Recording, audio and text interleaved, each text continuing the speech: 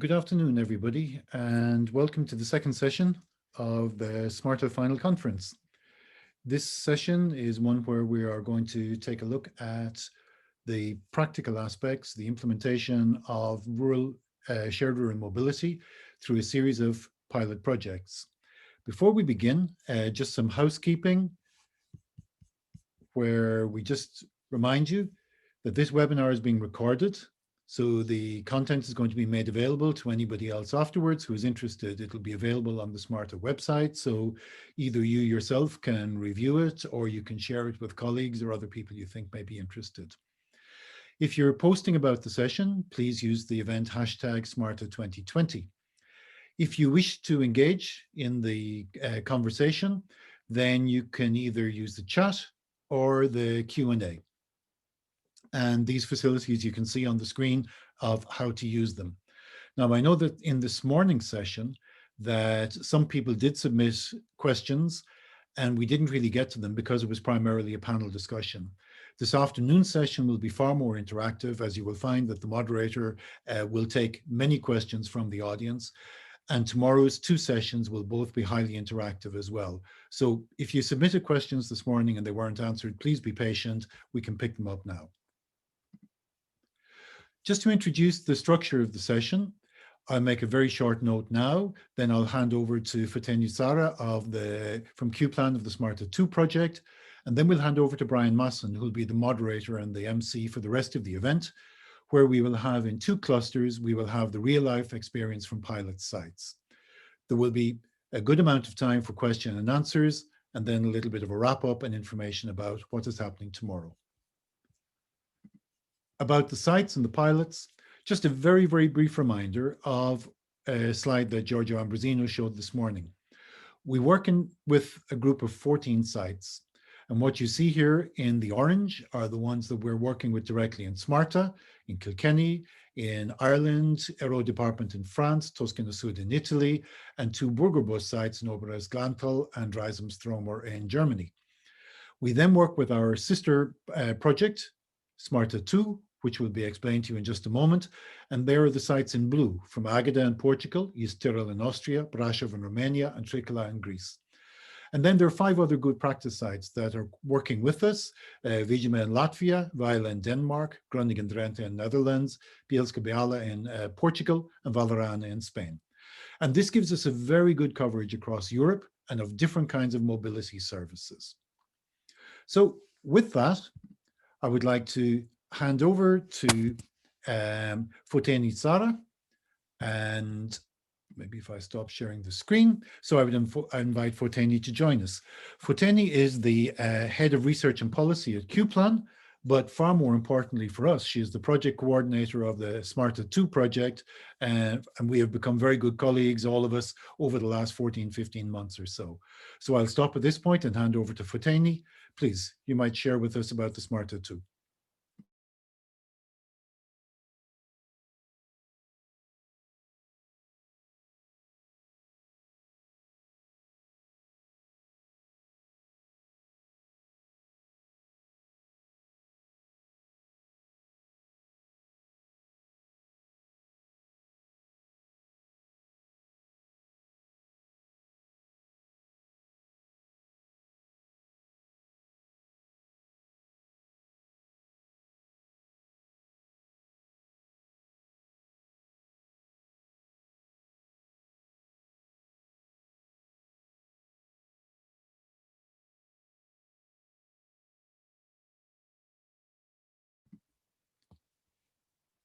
Fateni, your mic seems to be muted.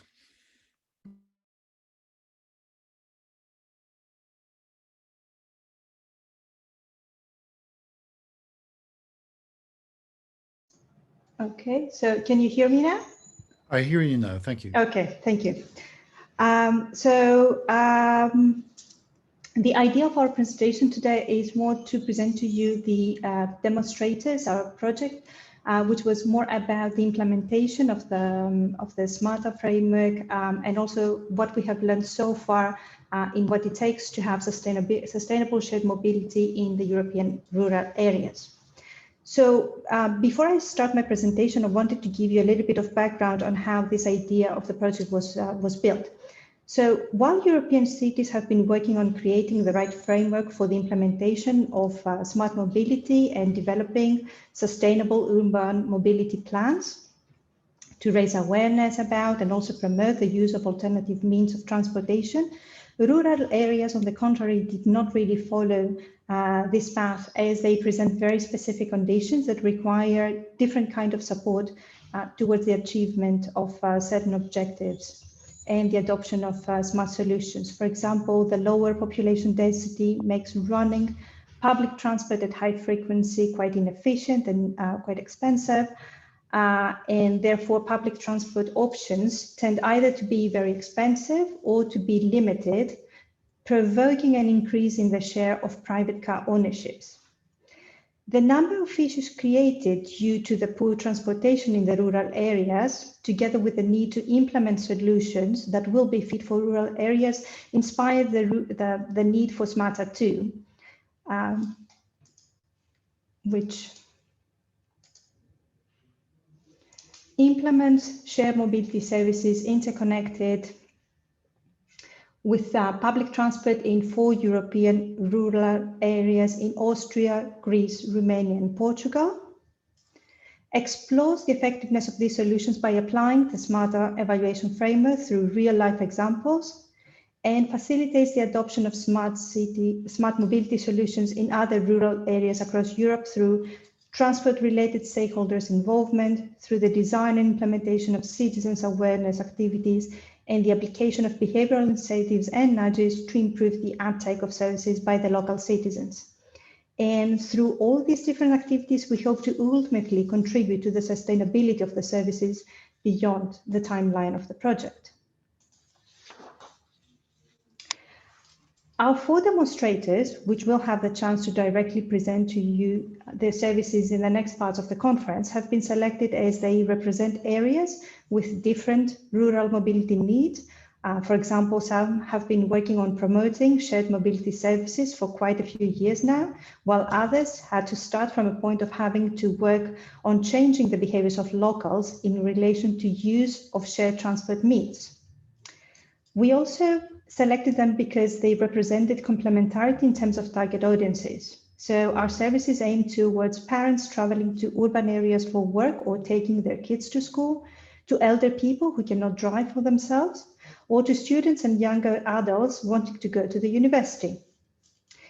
What has been most important across all demonstrator sites is that all of them had established long-term connections with their stakeholders and citizens' communities, with which they have collectively identified the areas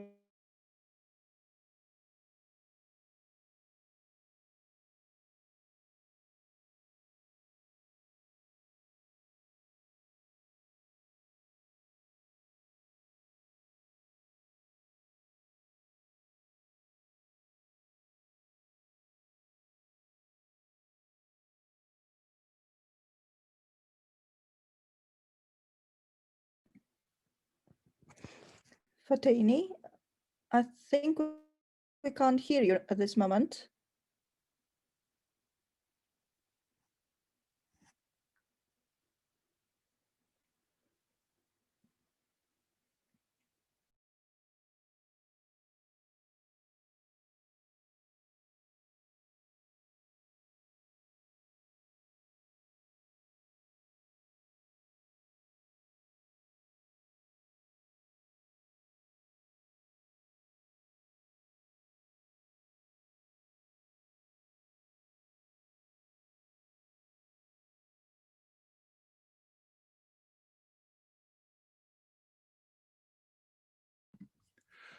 Okay, we seem to have lost Fatani for the moment. Maybe we just give a minute to see if she can reconnect.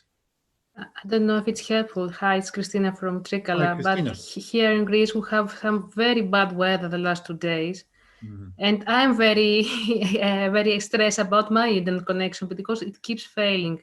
I think Fotini has the same problem. Okay, let's improvise. Brian, maybe you could come on board Yeah, the thing is, we're just going to the sites now, and we'll come back to Fatani if we find the slot. Okay, the joys of live TV. Okay, if I can just briefly introduce Brian. Brian Masson is, well, he's been in the business as long as I have in the transportation field, but especially in rural mobility. And he's one of the real innovators, especially up in Angus and up in Carnoustie area with the Transport Forum. And that's, you know, going back a good number of years, but has been very much at the forefront of a lot of the development of community transport and very much hands-on.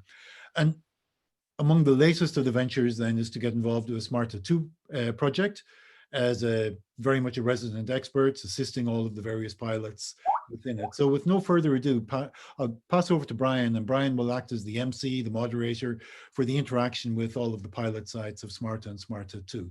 Brian, you might just then take over now and just say a brief word about how you're going to run the session. Yeah, well, thanks for that, Brendan. Good afternoon, everyone. This is the part that you're probably waiting for now. You're all out there wondering what to do in your rural areas, or you're doing things in rural areas, wondering if you're doing it well. What's the best way of doing it? What's the wrong way of doing it? There is no wrong way. There is no best way. It's all about working with your people. So today we've got 9 examples from all over Europe that have done their own thing. And this is your opportunity to actually be proactive, send questions in, whatever you want to know. We will cover that in the next couple of days through the various sessions. And as you will find, there is no single solution. We're going to be covering everything from hitchhiking, electric bikes, electric car sharing, ride sharing, use of technology, community transport, DRT, all perfect. Every one of these has a potential. So enough of me now, it's over to the site. So I'll hand over now to Matilda from Réseau Pouce, which is hitchhiking. So it's thumbs up to that. And let's take this, but we want your questions to be raised, and we want to try and help you to understand the benefits our sites have gained from using the SMARTA methodology to help the sites to develop their projects and aid the development of sustainable transport models using a framework that's consistent. So we can hand over to Matilda, please, and I will log off.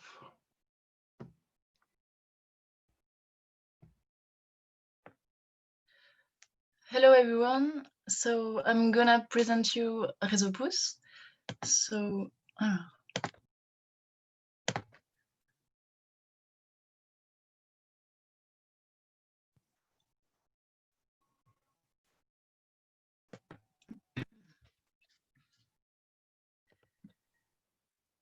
okay. Okay, Matilda, to let you know, we can see your screen and we can hear you perfectly. Yeah. Okay, fine. So I'm gonna present you Réseau Pouce. So Réseau is for the network and Pouce is for the thumb. So Réseau Pouce project was born in Wasac in 2012 in order to give solution to everyday life of people who's having problem to move in rural places. It's a very important problematic in France, how to move in rural places when there are very few buses and trains. So Réseau Pouce wants to give an answer, solutions through a new look of the symbol of the car. So share it instead of let it be as a symbol of individual self-autonomy. So use car as a tool for everyone to move in rural places.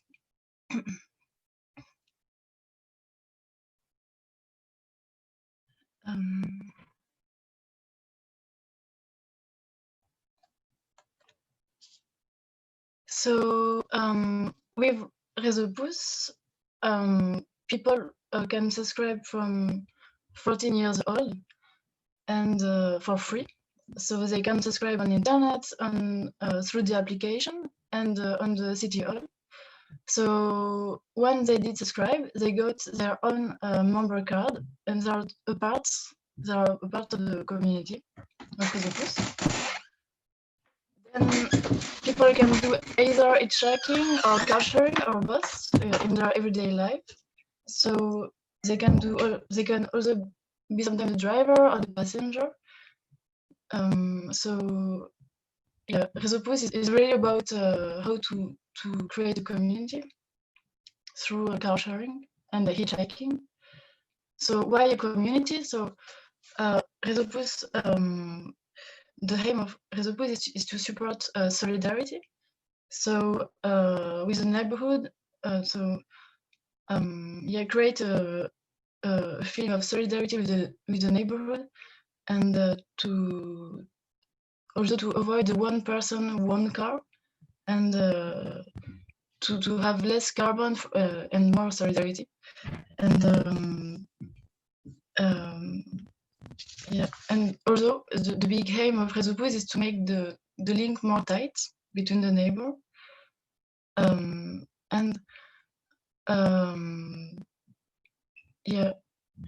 one of the a big aim also is to make people be open to the unknown and reveal also the goodness of the humanity.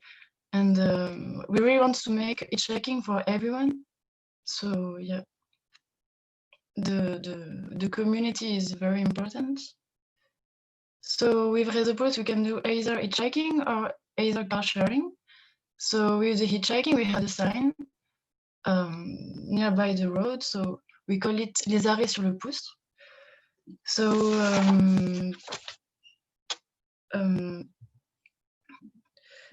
this sign are by the road on a very strategic points where the hitchhiker can wait safely. And with this spot, we have more or less 6 minutes waits, and it's an average. Yeah, most of the time it's much less. So we have also one application for the car sharing. So and this application is a real tool. So we can see it now. So we can organize our ride, our daily ride, and make it be recurrent. And we can see all the people around us on the map. So we have, when we go on it, we have a map, and we can see around how many people are doing car sharing around us for maximum 15 kilometers around. So it's a good way to have some weekly match for ride. So we can, with this application, we can also organize our ride with the interest points, not only to go to town, but it can also be to go to a festival or to the cinema, or it's also about interests.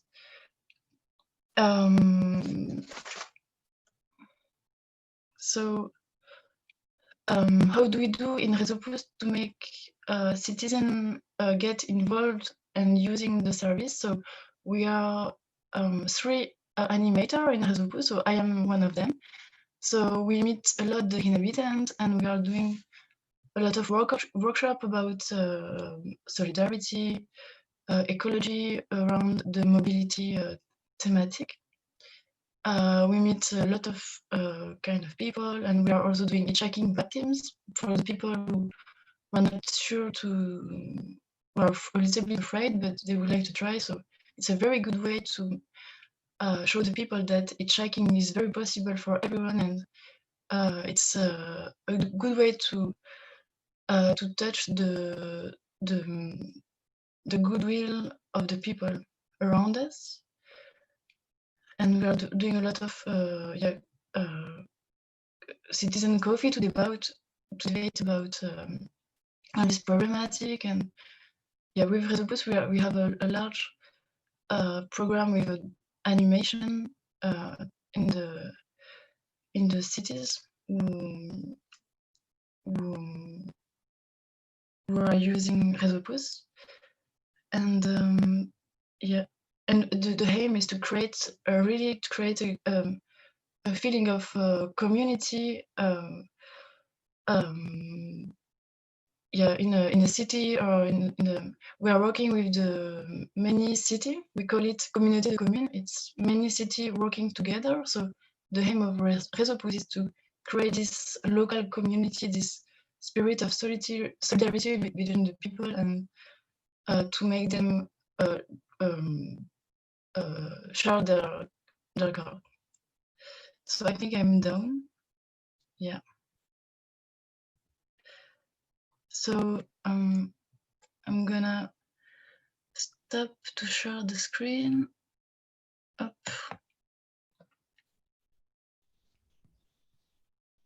Thank you. We have Fateni back in action, I think. So I think we can bring her back in just now, and Thank fingers crossed. Okay, Fateni, over to you. Okay, so hope this time works. Okay, so going back to the presentation that I was making, just and wanting to share some of the lessons learned in relation to the way that we have worked with our project. So one important starting point was to understand the local context, and for that was to talk to people. And what we have identified is the importance of involving stakeholders as well as end users right from the start of the project. And through scoping studies, consultation workshops, citizens meetings, we got a chance to really talk to people and discuss with people living in the areas where the interventions should take place, and see with them directly how to position them and how to best integrate them within the current environment. The second lesson learned from our project was on the implementation side of the services. And in more detail, as pointed also before, it is important to remember that any new rural intervention will probably complement an existing transportation environment. And via SMARTA 2, we saw how important it is to check all the regulatory or the legislative or any other framework one has to abide when implementing a good practice from another area, as any kind of internal or local environment may escalate the cost and the resources used. And also what we noted is the importance of having political support from all aspects of the spectrum to facilitate the efficient and effective implementation of the services. Third point concerns the need for communication, and most importantly of nudging and incentivizing end users for the successful implementation. So what we did in SMARTA 2, apart from the regular kind of communication and dissemination activities performed, for which we chose local media, primarily due to the impact they have on the local people, we also use nudges and incentives to improve the uptake. And some of the examples of the nudges that we used are here. And as you can see in these posters, the key idea was to inspire people to use the services rendered, like car sharing and carpooling and bike sharing, for improving their surrounding environment and quality of life. And the way that we designed the messages were in a sense that they are non-coercive and aim to harness positive behavioral changes. The outcomes of these nudging activities will also be measured at the end of the project. And we are currently in the process of exploring how to measure the impact of these nudges given the COVID-19 pandemic.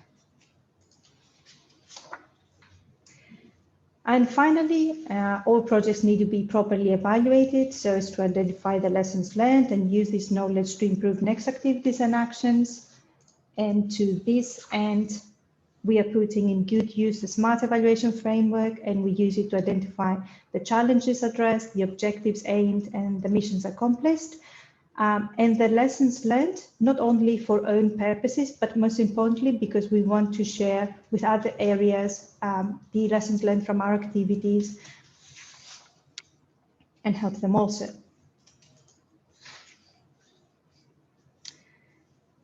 So A final outcome of the SMARTA 2 project will be a toolkit that will put together all useful resources identified during the project. And we hope to help future mobility practitioners to explore good practices of shared mobility solutions, to acknowledge the challenges associated, avoid the pitfalls we faced, and see what requirements they need to have in place so as to have a successful implementation of their services. Thank you.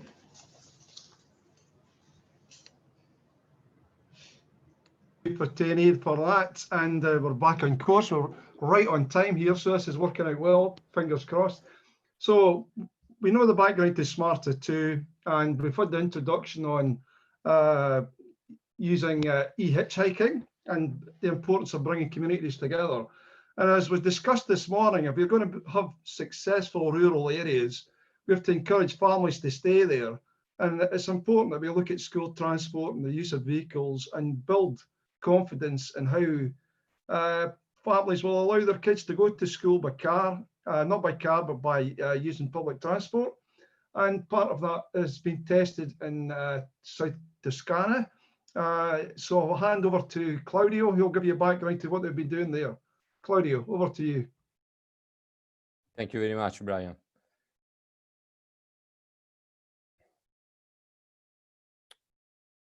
Okay. Hello to everyone. Today, I will make the presentation on behalf of TM and concerning the Toscana Sud pilot site. And first of all, I'd like to introduce to you the TM transport company, which operates in the south of the Tuscany region, in particular in the areas of Arezzo, Siena, Grosseto, and Piombino. And in order to understand the size of the company, we can say that TM cover more than 30 million of kilometers per year in order to transport 40 million of passengers, with a fleet bus of around 740 buses, of which 47 school bus, and with more than 1,000 of drivers. TM, beyond the urban and extra-urban public transport service, operates several kinds of services, and for this pilot was very important the school bus service that TM operates in the areas of Grosseto, Piombino, Siena, San Gimignano, Arezzo, Valdelsa, and some of these areas have been involved in the SMARTA project, and in particular these areas were Monterotondo Marittimo, Montieri, Piombino, Massa Marittima, and Civitella Paganico. TM and the SMARTA consortium shows in these areas because they present some similarities and some difference, both from scheme and the service contract point of view. In fact, in the areas of Montieri, Massa Marittima, and Civitella Paganico, TM operates a standard school bus service based on the standard school bus service scheme. Whereas for Monterotondo Marittimo and Piombino, we can say that TM operates an open to other user school bus service. But in this case, we have some difference between these cases, because in Monterotondo Marittimo, the service is funded by the local authority, whereas in Piombino is financed by the Tuscany region. And also from a service contract point of view, we have some similarities and some difference, because in Massa Marittimo, Montieri and Monterotondo Marittimo, the service are regulated by the same service contract. In fact, in this case, TM won the tender in 2018 for a duration of 3 years in collaboration with the Bus, whereas in Civitella Paganico, TM won the tender in 2019 for 5 years, and in Piombino, the service is regulated by the same service contract, which regulates the convention of public transport, and the contract is signed by between the Tuscany region and TM Transport Company. So in this context, TM had to solve several needs, several problems, and they have several needs. In particular, TM need to know how many kilometers have been traveled by each bus and what is the quality of the service offered, and TM like to know where are located the bus at any time and which are the most critical service conditions. But furthermore, TM need also to send the data to the other actors involved in the transport chain, that in this case are the local authorities, that are the municipalities, and the end user, that in this case are the pupil parents. For the municipalities, they are interested to have the possibility to verify the service compliance, comparing the operated service with the scheduled one, and to have the possibility to have available the information about the effective services. Sorry. Whereas from pupil parents' point of view, it's important to have available the real arrival time at the bus stop and the real bus position, and to have the possibility to send feedback and comments to the TM transport company. So in this context, TM chosen to implement as a solution Chelsea Fleet Monitoring and Reporting System, that is a digital solution based on a cloud infrastructure, which allowed to TM to have available immediately the center control room and all the center control application in order to start with the service planning, monitoring, management, data mining, and reporting activity. And in the meanwhile, to equip the school bus used for the service school bus.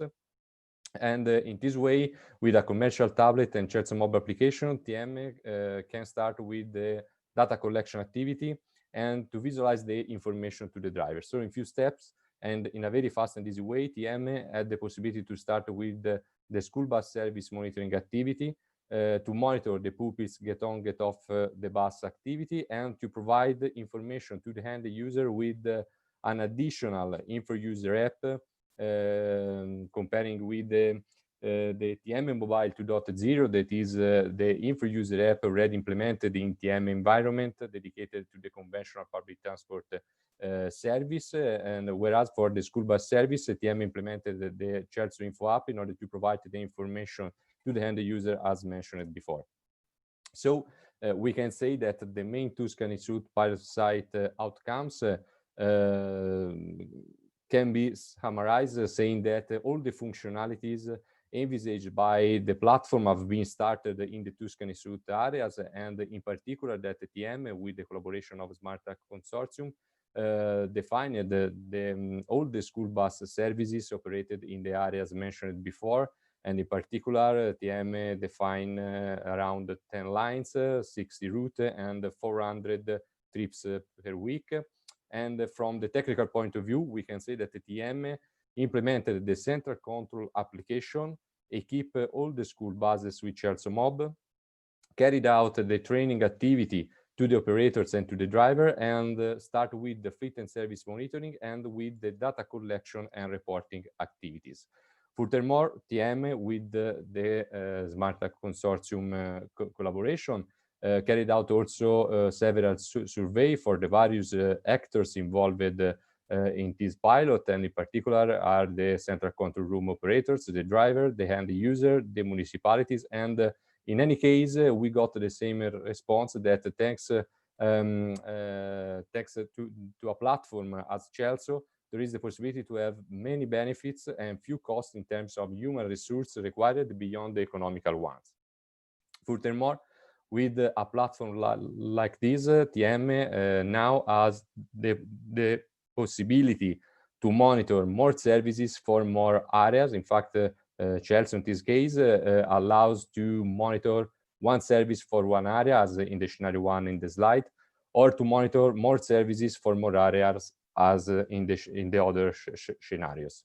And this is an important aspect because at the moment TM has the possibility to monitor the school bus service in the areas mentioned before, but in the future, TM can also use this solution in order to monitor the other kind of services or to integrate the already AVM system implemented in TM environment with the Chelsea solution and aggregate all this information in the same center and application.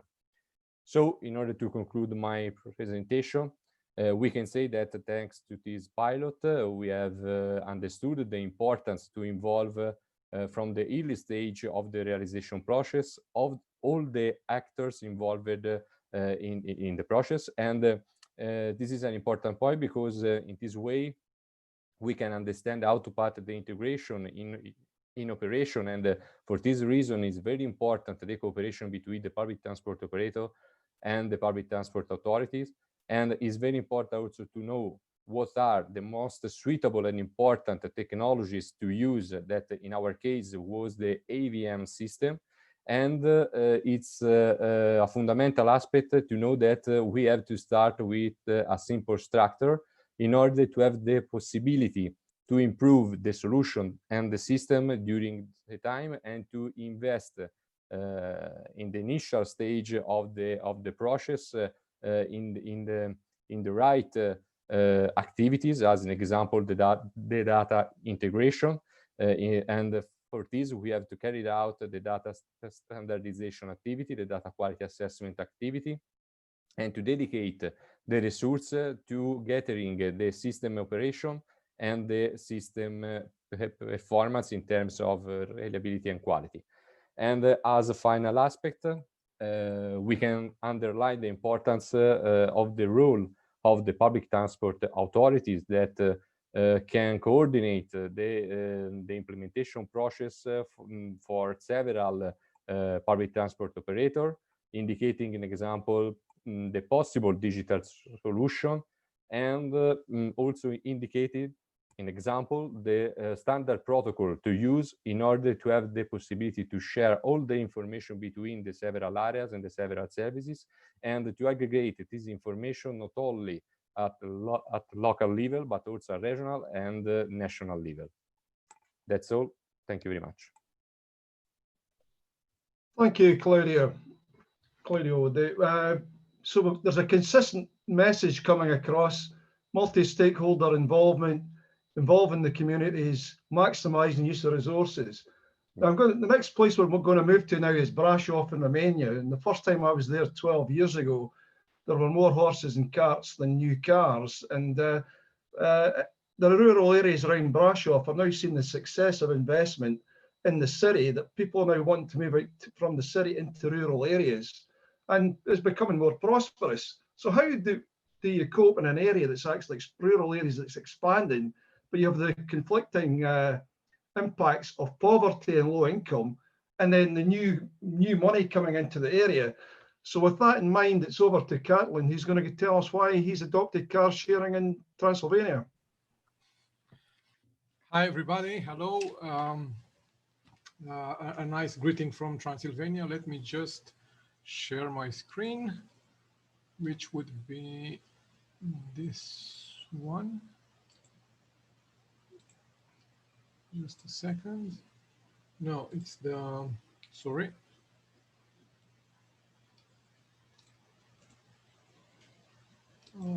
I have to redo the, okay, yeah, that's one. Sorry. So you should see my presentation mode. So what we tried to do in the SMARTA 2 demonstrator here in Brasov was, as Brian said, to combine ride sharing and to promote public transport as a mean to update or to modify the mobility behavior. So just to give you a short introduction, Brasov is located in the center of Romania. It's one of the fastest growing areas in Romania. And it has a population of almost 500,000 people. But in the 3 rural communities that we have involved directly in the demonstrator, it's about 20,000 inhabitants. It's basically an area surrounded by mountains, so pretty much the frontiers are natural. So the territory is pretty well defined by nature. We can't intervene there too much. So what are we trying to achieve? First of all, I need to mention a certain, let's say, duality of the communities, and I will underline what Brian said in the beginning.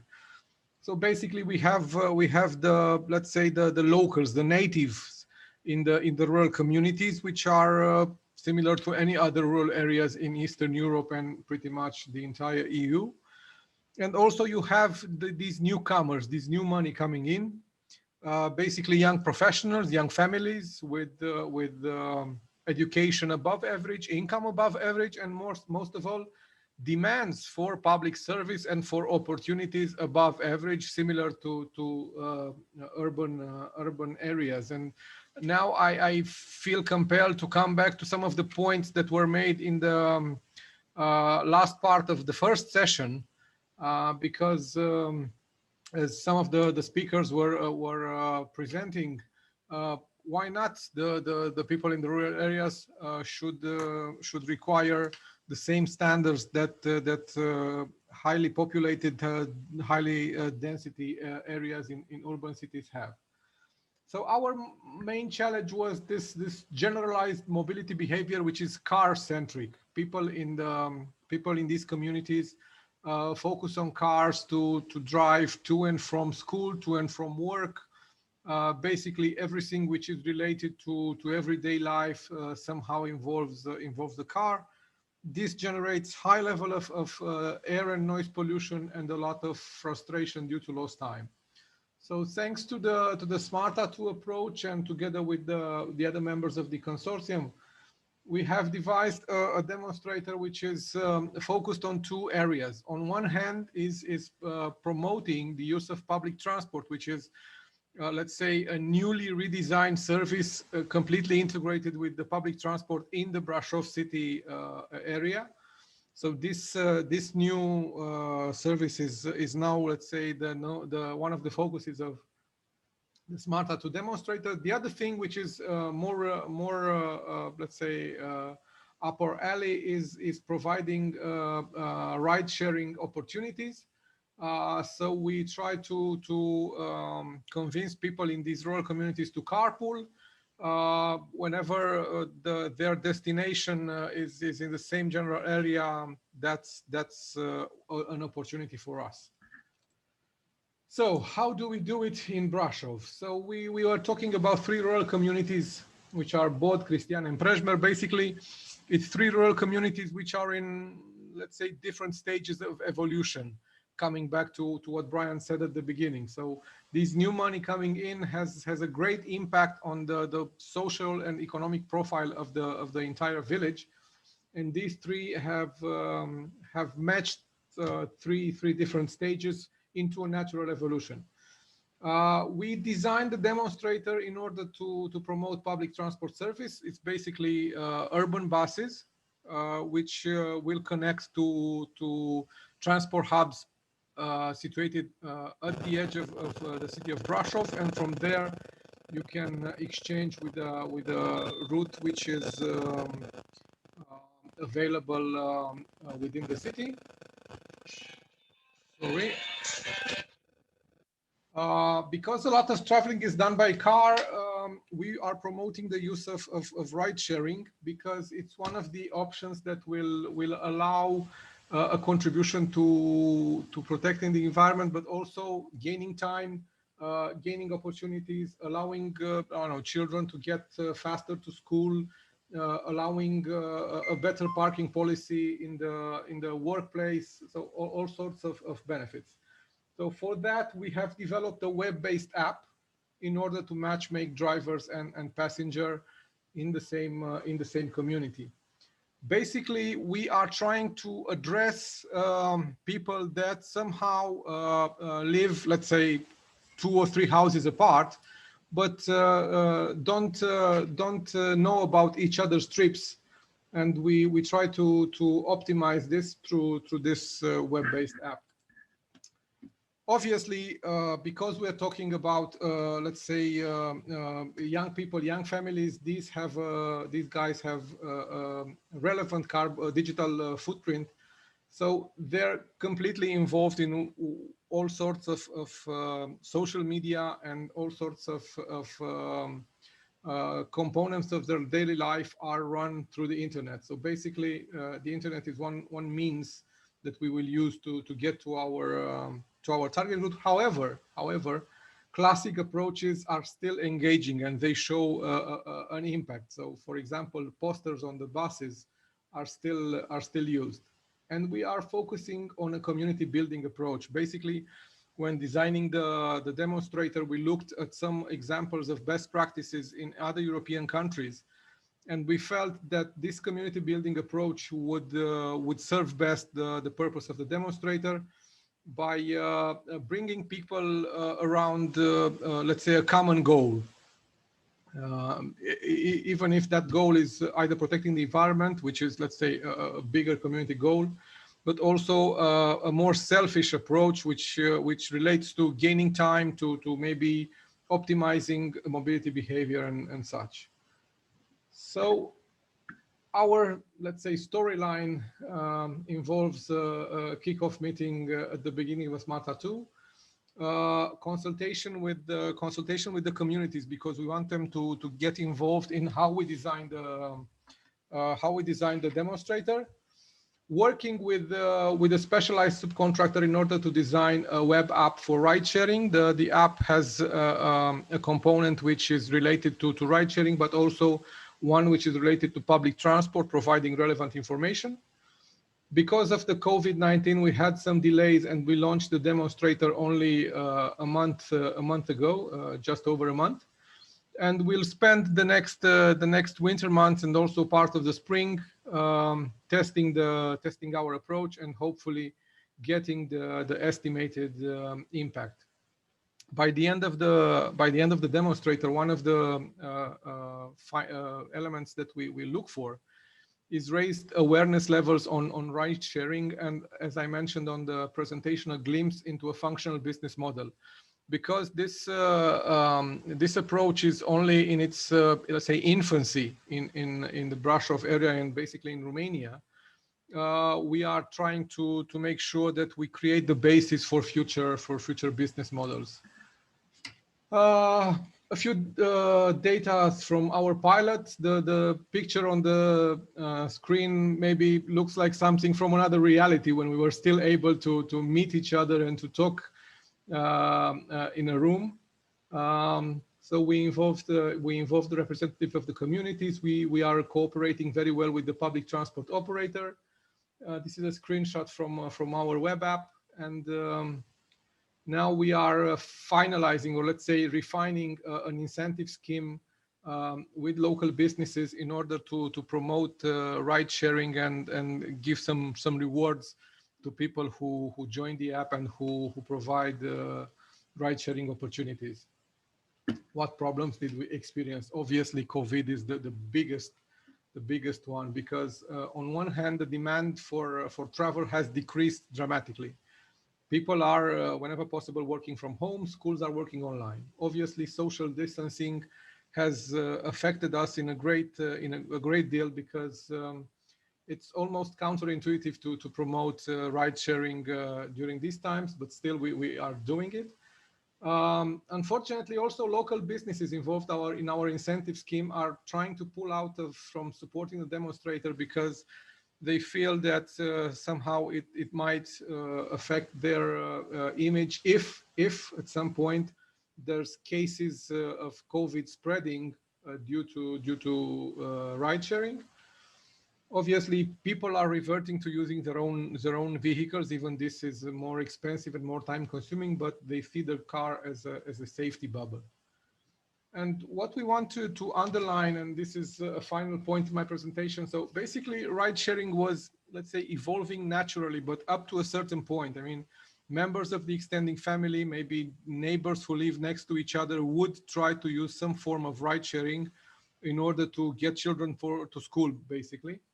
And we want to make sure that we incentivize and those factors that led to this organic development of ride sharing, and see how we can embed this into a more sustainable ride sharing behavior. That's pretty much all for me. I hope I wasn't too long, and I'll await your question. Thank you. Thanks, Kathleen. So we've gone to the final speaker from this session before we have a small break for questions. When you look at smart cities, Trikala in Greece, which has already got driverless buses and has done for a few years, when you're living in a rural area surrounding that, you see all this investment in technology, and you have no services. How do you actually come back to help the people stop taking their car into a city where you're trying to to make public transport better. So over to Katrina now in Trikala, who's 10 minutes of maximum if you can, please, to tell us all what you've done there. Thank you.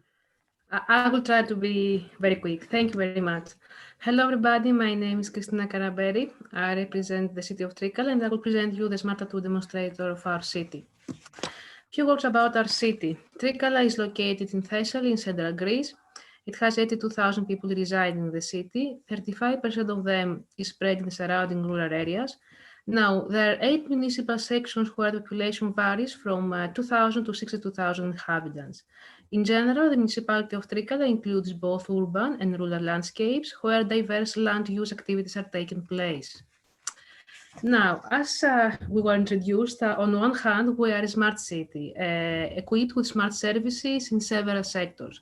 You have fiber optic network interconnecting public services throughout the city, Wi-Fi spots covering the city areas, 5G installations. Sorry? Is there a problem? No, it's working well, Christina. Okay, because I saw a message about sharing my screen. I am sharing, okay? So, experimental smart sensors and 5G installations. All those services are monitored by the control room, which is located at the City Hall. Furthermore, we have participated in several mobility projects over the last decade, and we are dedicated to continuously improving sustainable mobility. So a very positive thing about the SMARTA 2 project is that we already have a very active mobility community who is ready to be engaged in any kind of future projects such as SMARTA 2.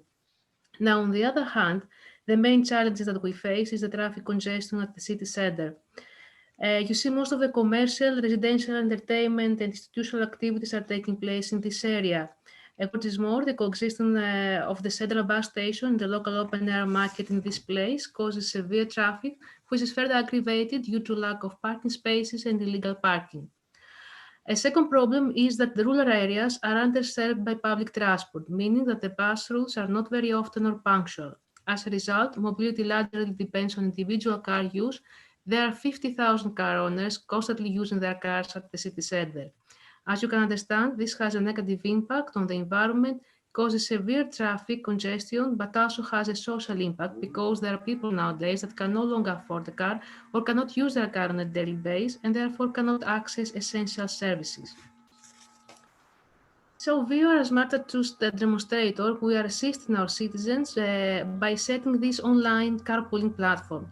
SMARTA 2 as a service is an online application that allows citizens to access real-time public transport information along with available carpooling options.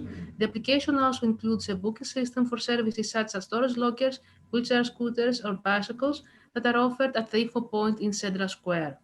So for our users, which are people living in 2 rural pilot areas, Megala Kalivia and Megarchi, these are 2 villages, will no longer feel obliged to take their car on a daily basis to go to the city center. They can go online to the SMARTA 2 application, see exactly the time that the bus arrives at the nearest bus stop, investigate the possibility of a carpooling option in the area or even offer one, and as soon as they have arrived at the city center, they will have pre-booked a bicycle to take and go around, or a locker to leave their belongings, or even a wheelchair scooter if they have mobility issues.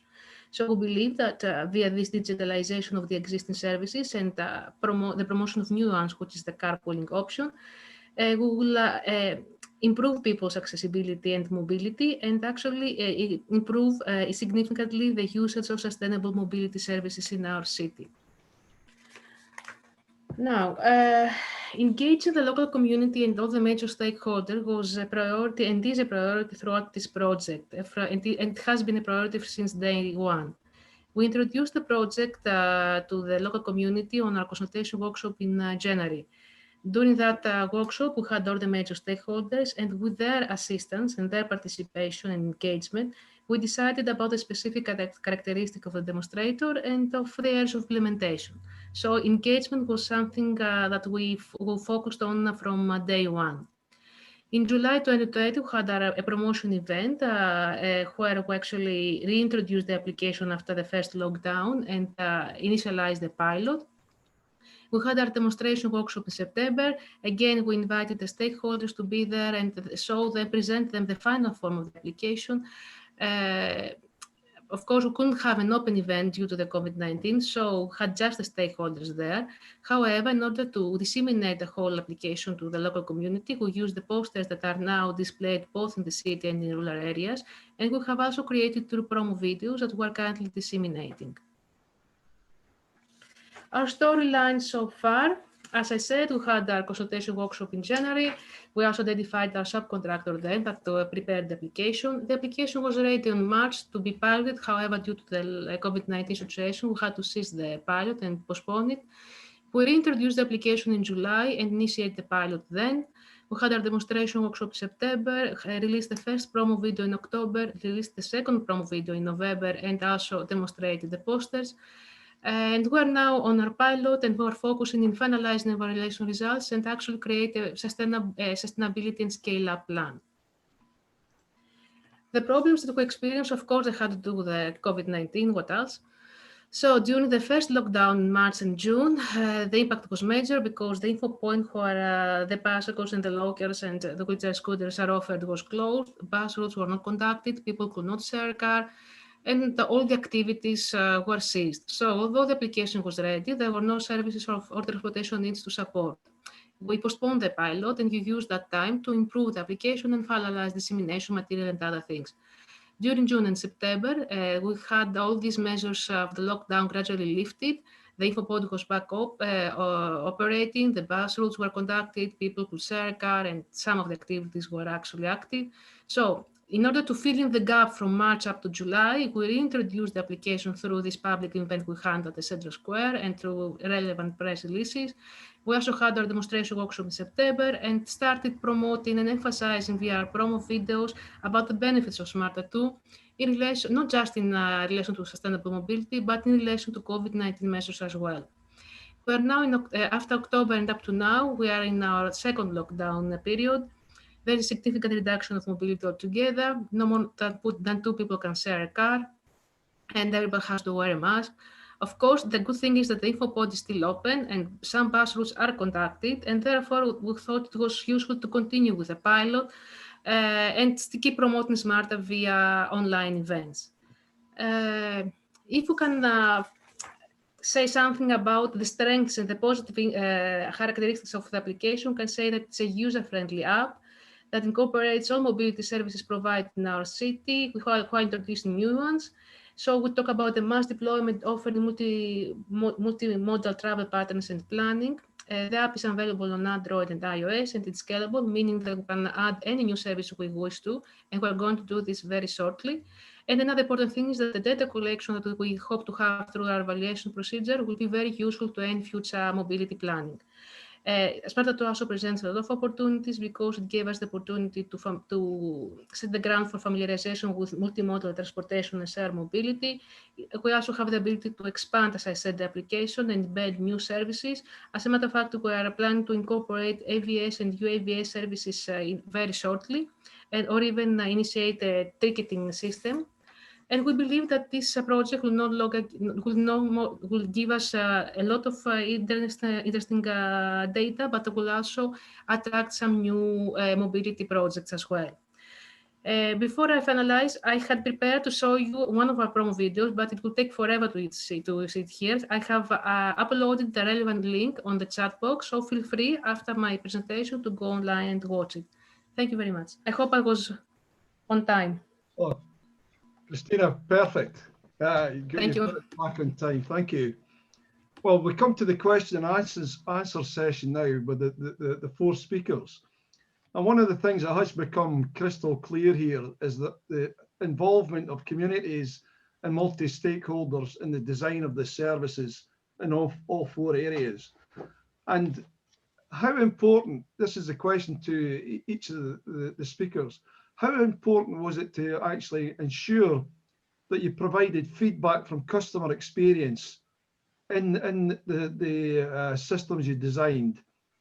If I could ask that to Matilda first. I mean, when you're doing ride sharing and hitchhiking, obviously people are concerned about their individual safety and how reliable the drivers are. So how essential was it for you to have some customer feedback in the design of your technology? Matilda?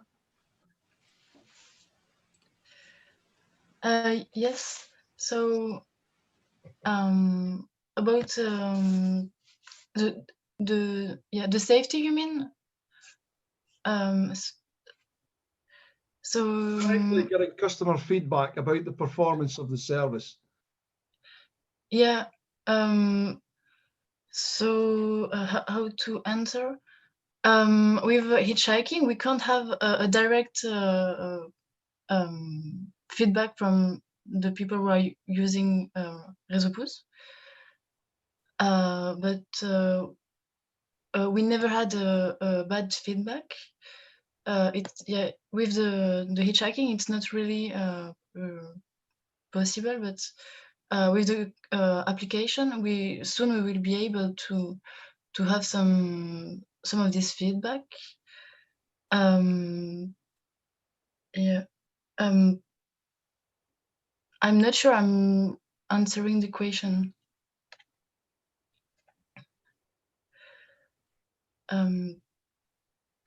It's perfect from point of view, but it's just to understand that within your process for the hitchhiking, you recognize the fact of customer input into the design of your service, and how do you monitor the performance of your service to make sure you make the changes required to improve on what you already do. So customer feedback, how important is that? So so to I'm not sure I understand the question, but okay. With Réseau Pouce we have we are creating local communities, and when people are subscribing, they got a card, and they can show it to the people, to the driver, and the driver is also having a sign on his car, so everyone can recognize each other. Okay. So we know we are part of the Réseau Pouce community on a territory. Okay. So it's a way to make the hitchhiking more safe somehow, because this idea of community, and with this sign, the sign near the road, the number card, and the sign on the car show that we are part of this community, and everyone who subscribed to Réseau Pouce do sign a chart and so yeah, there is how to say it in English, there is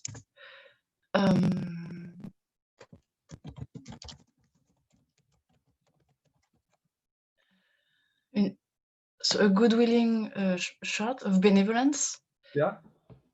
So and yeah, and we are also doing hitchhiking with our neighbor, the large neighborhood. So it's also a way to implement more trust also between the people.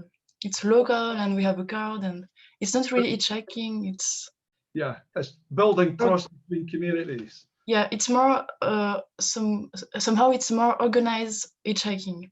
Yeah. Okay. Right. Yeah. Can I go to Claudio now in the design of your system? Customer feedback, both from the operator's point of view and from the customer's point of view, is essential to ensure you design the services.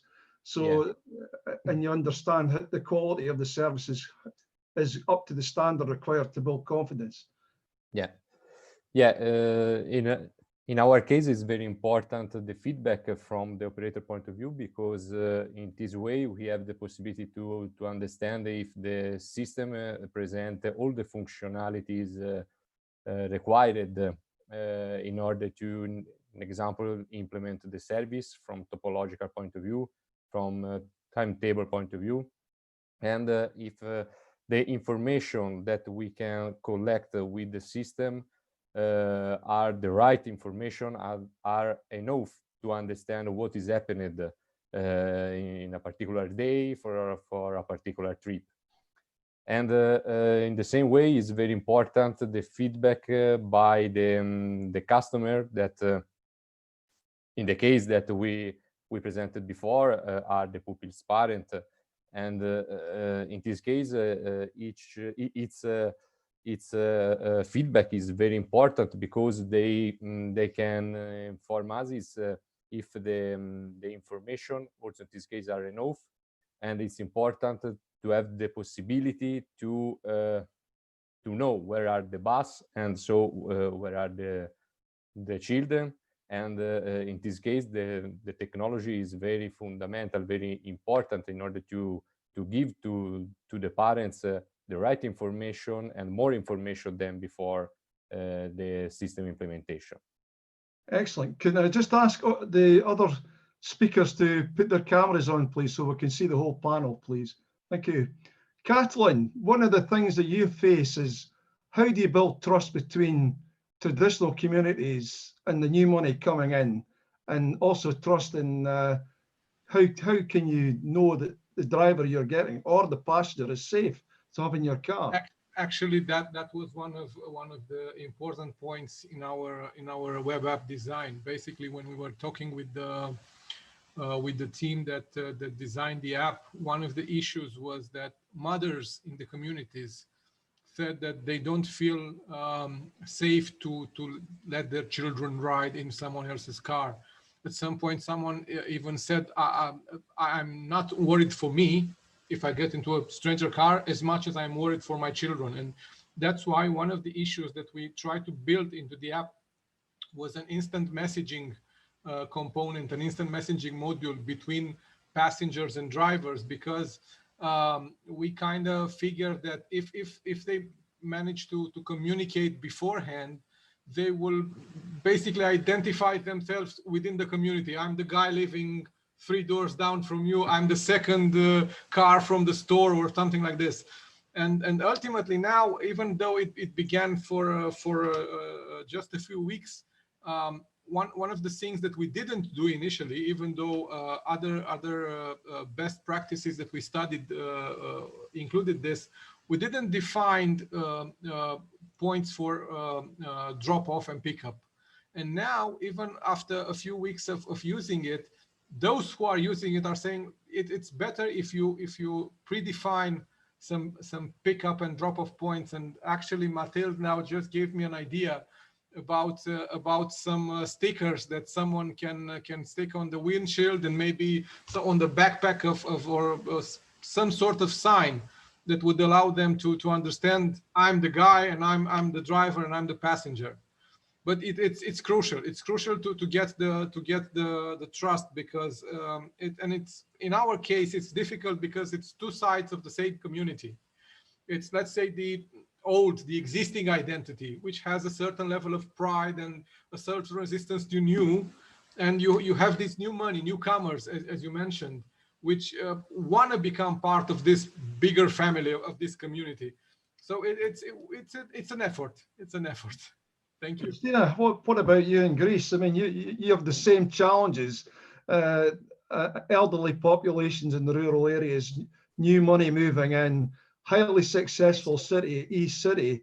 How do you build trust in people to share resources and work together? Okay, one of the things is the way that a person can actually use the carpooling service. In order for someone to offer a carpooling service or actually accept one, they have to give specific information on the application, like the sex of the driver, he's male or female, the sex of if the people that will go online or will go on the car will be men or women. They have to give the specific plate of the car. So everything is recorded. You don't just go inside a person's car without knowing who he is or who she is. And there are specific places where you can the departure and arrival places for the carpooling option in the villages, in a central place. So if you're using a carpooling option from Megala Karivia, which is a village, you know exactly where to go, it's a specific place where the car will be, and you will know in advance who will be driving and the number plate of the car. Okay. Do you carry out police checks at all in the background of people that want to register as drivers? We will do this. We haven't done it so because you can see, you can understand that these are very small communities. They know each other. They know who will be driving. They know it will be their neighbor. It's just more official. I think that carpooling existed in Trikala before we had SMARTA 2, but nobody could know that it was carpooling. Now everything is recorded. This is the only change I see, because in villages you will take the neighbor's child to go with your child at the school. This is very often. It happens very often. So, but if it's something that should be implemented in a larger scale, of course, there should be more safety measures, that's for sure. Yeah, you raise a good point there. Rural areas they're pretty close communities, and they don't like the outside world knowing what they do. And then a project like ours comes along, and then you suddenly find out they've been doing things for years. Yeah. You know about. So again, but that's what actually leads us into the next session. I'd just like to thank you all for your input in this opening session this afternoon, looking at the sites, because we're going more to focus on community transport.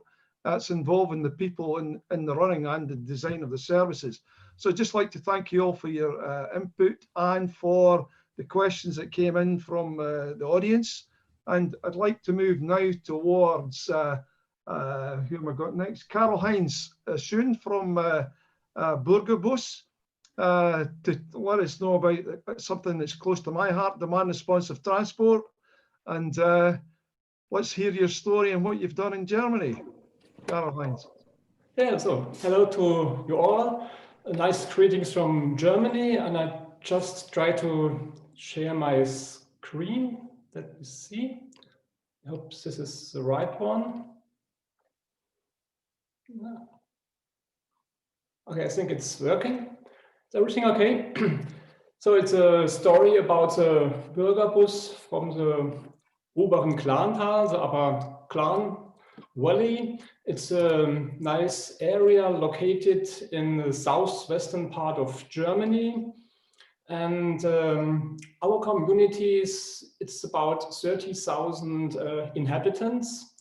And it's low density, but it's just for our region, it's more town than villages, but at least it's a very rural area, and the landscape it was asked for, it's about a hilly and very friendly landscape. Karl-Heinz, so, yes, sorry to interrupt you. The slides aren't showing yet. You might just check the sharing of the screen. Thank you. Sorry, I have to check. One moment.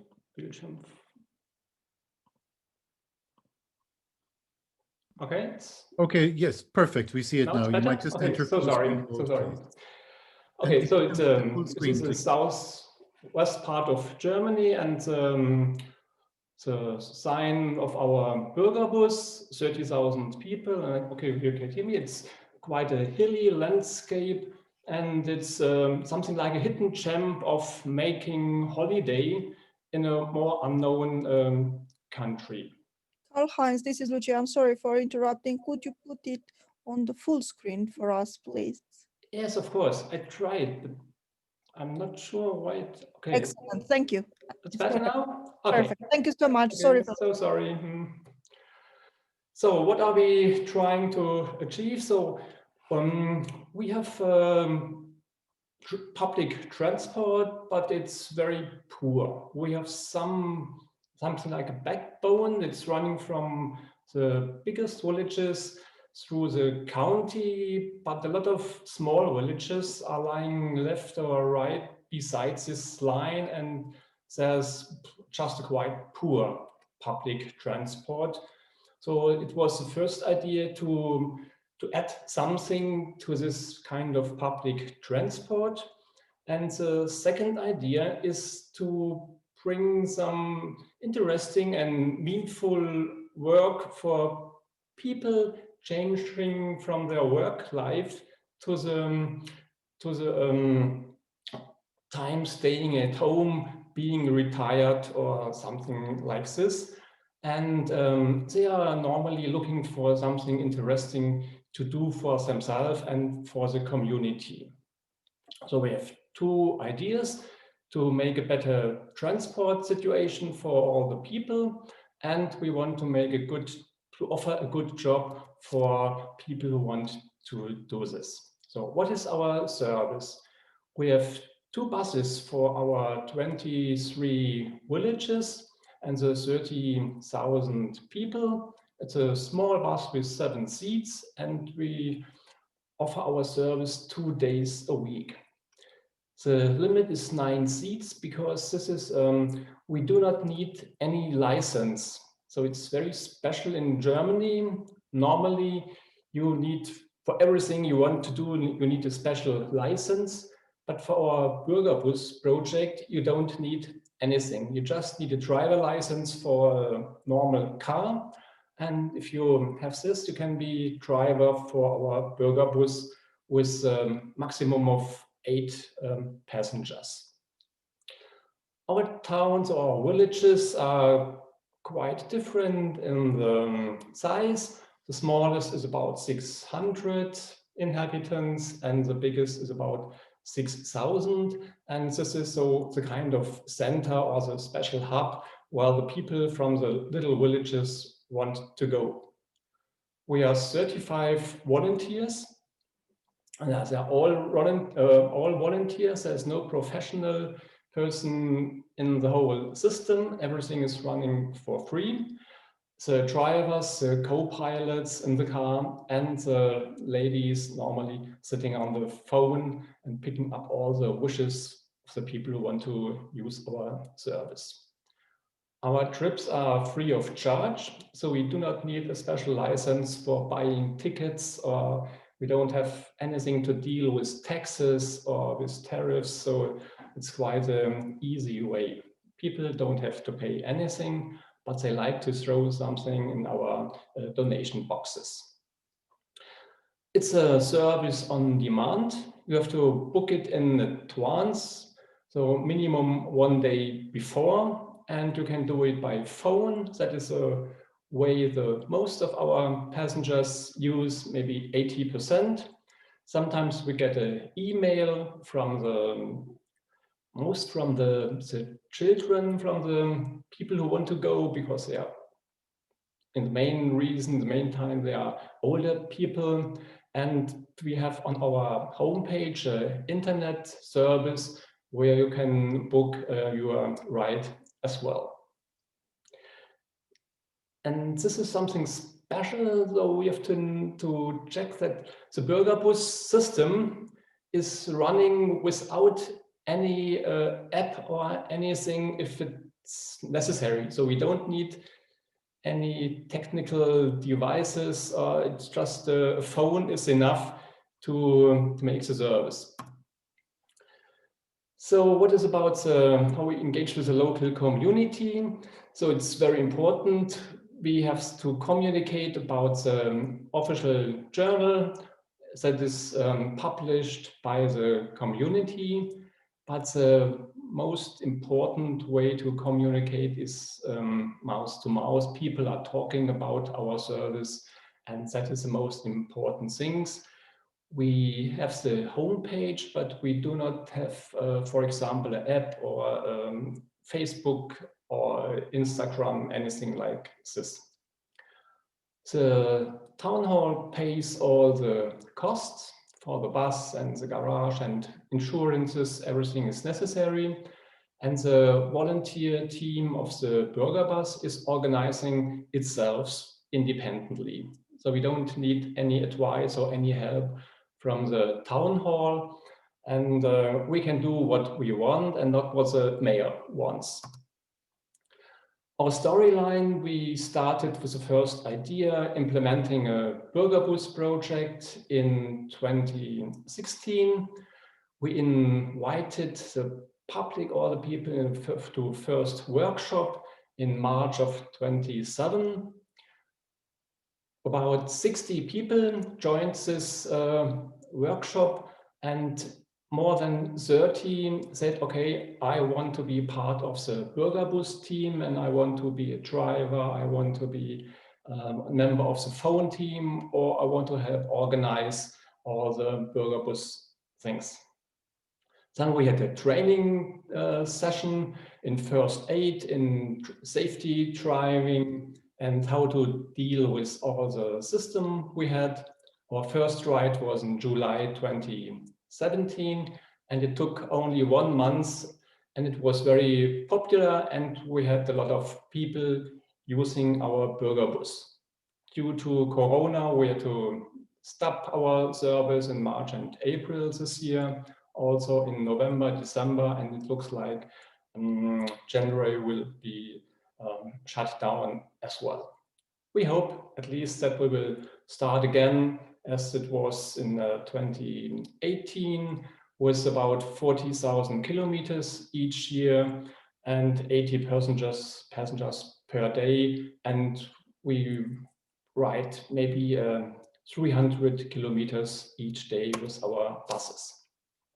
Here you have some pictures to get an idea of the first workshop, where we told the people about the idea of the Burger Bus and tried to find volunteers to join us.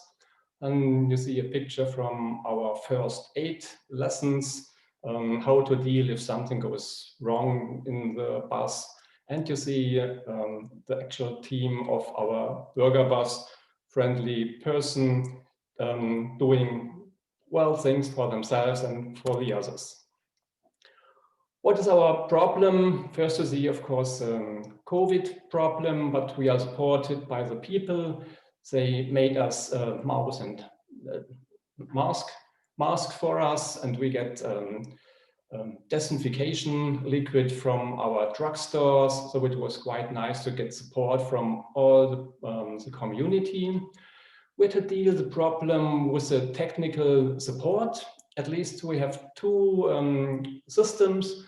One is for planning the shifts for driver and telephone service, and the other one is for coordinating all the wishes to use the Burger Bus. So at least we don't have any special lines or stops. We pick up the people at their door and bring them to the place they want, and we bring them back to their door.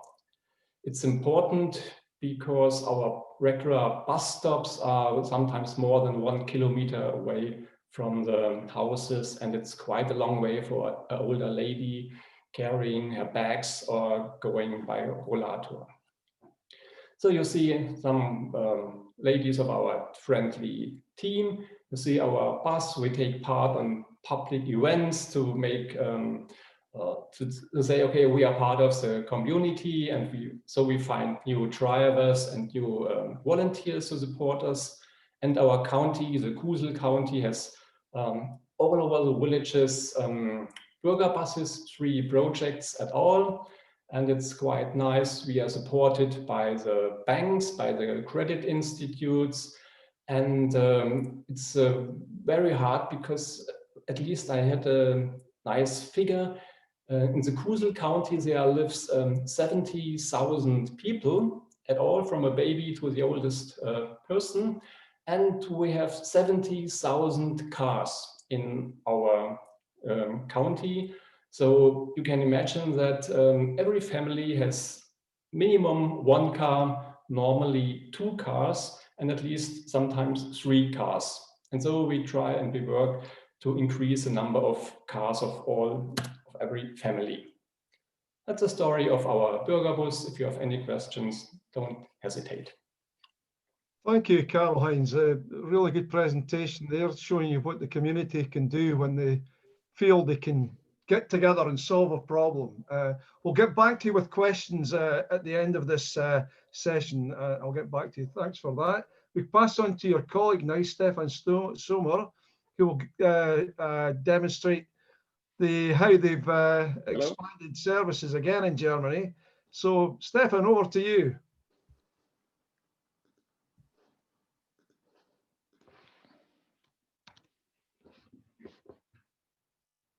So, hello to everybody. You can see my screen, the presentation. It's a black screen at this moment. Can you move a bit one slide. It was okay earlier.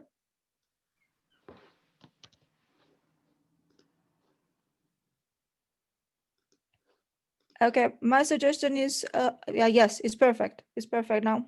Yeah. Perfect. Thank you, Stefan. Okay, it's working. Yeah. Okay.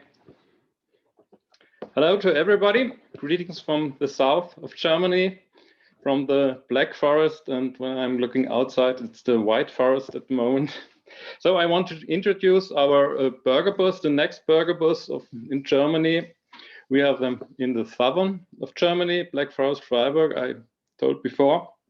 And I would like to introduce in the next minutes our bus, what experience we have had, where we are today, and where we want to go in the next months. Yeah. Here a little expression of our Dreisamtal, and Dreisamtal is also a very popular tourist region. Now, more than 24,000 people live in this area, 65 square kilometers. Yeah, and in the center, it's Kirchdorf, the town, with about 9,700 people, and around the villages. The Dreisamtal is a really wealthy region. Many people own 2 or more cars. Yeah, we heard it before. And it's not easy to get these people excited for a burger bus. Yeah, and the main public transport network is also it's well developed, but the hamlets around, you see the little points on my slide. That's the point where we have to drive with our bus. Yeah. What is the special thing about our project is the creation, the way we started. Yeah, it's a good example for how regional cooperation can work. In 2014, we emerged from an impulse program. It's on the left side of our regional energy provider, and this energy supplier asked the customers, which social service would you like to have in our area, in the Dreisamtal? And the majority voted for the burger bus project. And so our project is really developed by voting and by feedback of the people. Yeah, and the startup of the project was provided with about 25,000 euros, and together with the bus company, we put our bus on the road here. We have coordinated our timetable with the Transport Association. It's on the right side. And the communities around have us given permissions to set up our stops, and they support our project financially in a small way. And the most important thing, and the most money, it's about comes from our sponsors, and they carry the bulk of the funding. But of course, there are our volunteer drivers, the most important people of the whole system. Here, part of them, we are about 26 drivers. And they are organized on an online timetable, and they meet each once in a month to eat, drink, and so on. It's a really community, but this was all before Corona. Yeah. Our bus with 8 seats, with only 1 bus, but the space for a wheelchair in the back with a lift, and it's really often used. Yeah. And since the Corona lockdown in March, we have installed a window in the bus to separate the drivers from the passengers. So we could drive until today. Yeah, and this gives on the one side security, but the communication with the passengers, is no longer possible. And that's the big part of why our drivers do this job. So we hope that these times will be very fast and over. Yeah. In cooperation with our local bus company with the decided a full service package. Yeah? The bus is not our own. The bus is owns to the bus company, and we pay a price per kilometer. But in this price, there's all in. You can see the insurance, the diesel, and so on. Yeah, it's a very good deal, we think, and it's very comfortable. Yeah. On our route, our network includes 3 communities. We drive on 4 lines. You can see it here. It's 4 colors. Yeah, and in a fixed circle, every line half an hour. So one time around the Dreisamtal will take 2 hours. Every day, Monday to Saturday, 8 hours and about 200 kilometers a day. And we travel for free, thanks to our sponsors. Yeah, and the special features, you can see it on the right side. Our bus can be stopped by waving. Yeah, so it saves us a lot of stop signs on the road. Yeah. And some more numbers. That's about the financial situation. That's important to keep the project running. Yeah, even in Corona times. Before Corona, we had about 50 passengers a day, 880 per month. Because now it's not the half. Yeah, and one of passenger costs us about €3.23. And that's the most important number. And per month, we need around €3,000 to keep the bus running. So what about the future? Yeah, we would like to expand our service and expand our area. And to do this, we have to take another look at this situation. We have a well-developed public transport, I said before, yeah, in the Dreisamtal. But we also have many hamlets around that are not connected to this network. Yeah, and with our bus, we can only cover a small area of this, a small part of this area. So we have to use other additional forms of mobility. Yeah. This could be another bus, a door-to-door vehicle, a bus on demand. We decided about all these things, but all these are measures that cost. So we want to go a different way at first. Yeah, more than 3,000 commuters are on the way to and from Kirchzarten every day with their private car. Yeah, and all others. Private cars, we think about 9,000 to 10,000 every day. So we want to use them. Yeah, these cost-free mobility resources we want to make to use and integrate them into our network. Yeah. Next step will be a combination of our burger bus and a hitchhiking points, ride-sharing points. Yeah. On one hand, the bus with our 4 lines and the fixed timetable in the center of the Dreisamtal, and supplemented by the individual component of the ride-along points. Yeah. And this is especially interested for our younger target group. Yeah.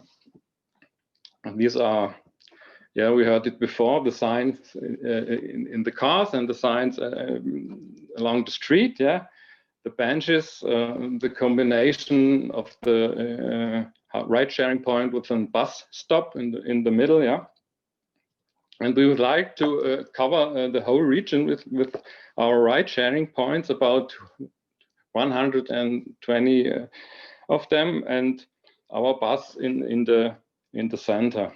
We want to use, in the next step, the LoRaWAN radio technology, yeah, to integrate less frequented bus stops into the line network. So we could focus on the center, and if there is demand, if someone wants to be picked up a little outside the center, we can push the button, yeah, and order the bus. And the LoRaWAN, it's a radio network that's just installed by the communities, and so we can use them for our purposes. Yeah, and if we also install LoRaWAN, yeah, to all stops and all ride sharing points, we have a very good database to transfer the signal to an app like this, like StartNavi, and we have seen in the presentations before, there are a lot of solutions on your mobile devices. And with the right digital platform and the data from local transport, we can map all forms of mobility and make them usable for the people in the Dreisamtal. Yeah. Also, we think about car sharing vehicles, e-car charging stations, cargo bikes, and so on, up to parking spaces. Yeah, and this will, we think, not only be interesting for the local populations, it will also be interesting for tourism. Yeah, and we are back here to the beginning of my presentation. This only can work with a functioning regional network we have with all the players I've shown you before. And our small burger bus with its partners is on the right track here, we think, and not at least thanks to the experience from the SMARTA workshops in the past, in the months, we are on a really good way, and we'll see what the next time brings. It remains exciting. So thank you.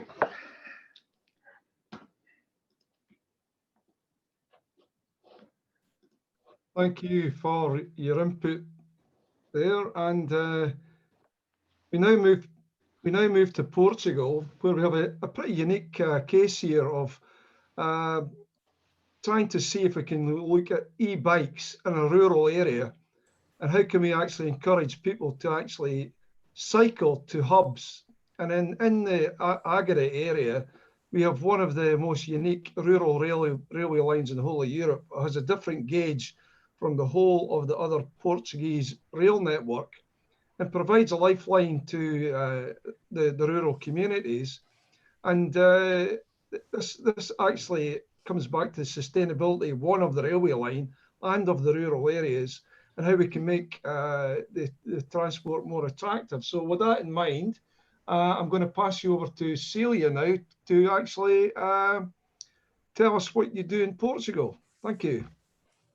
Hi, Brian. Hi, everyone. I believe someone needs to connect the video for me, please. Here in Agda, our demonstrated focus on the e-bike sharing system.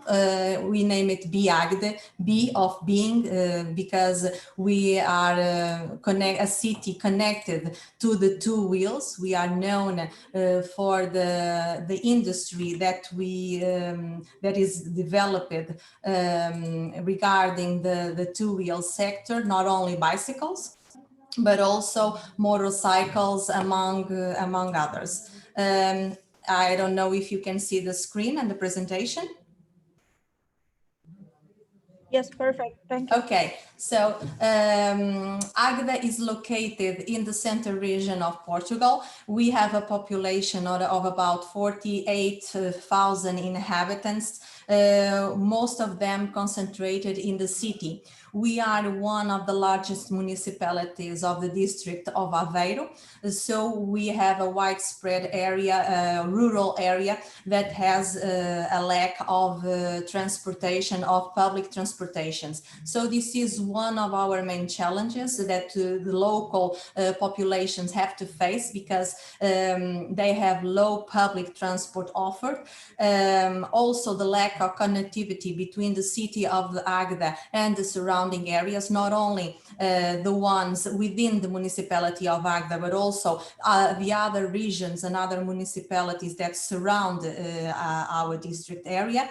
Also, we have a major tradition for the use of private cars, not a shared car, but one person by car that goes from their home and do their daily basis, their daily routine, always by car. So despite we being known as the two-wheel territory, because we produce bicycles, we have a strong tradition related to bicycles. Recently, the recent generations don't use bicycle for the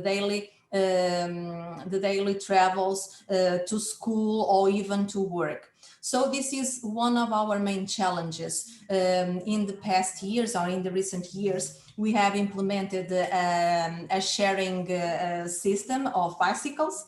We need to make it electrical because we have a terrain that is very difficult. We don't have flat areas.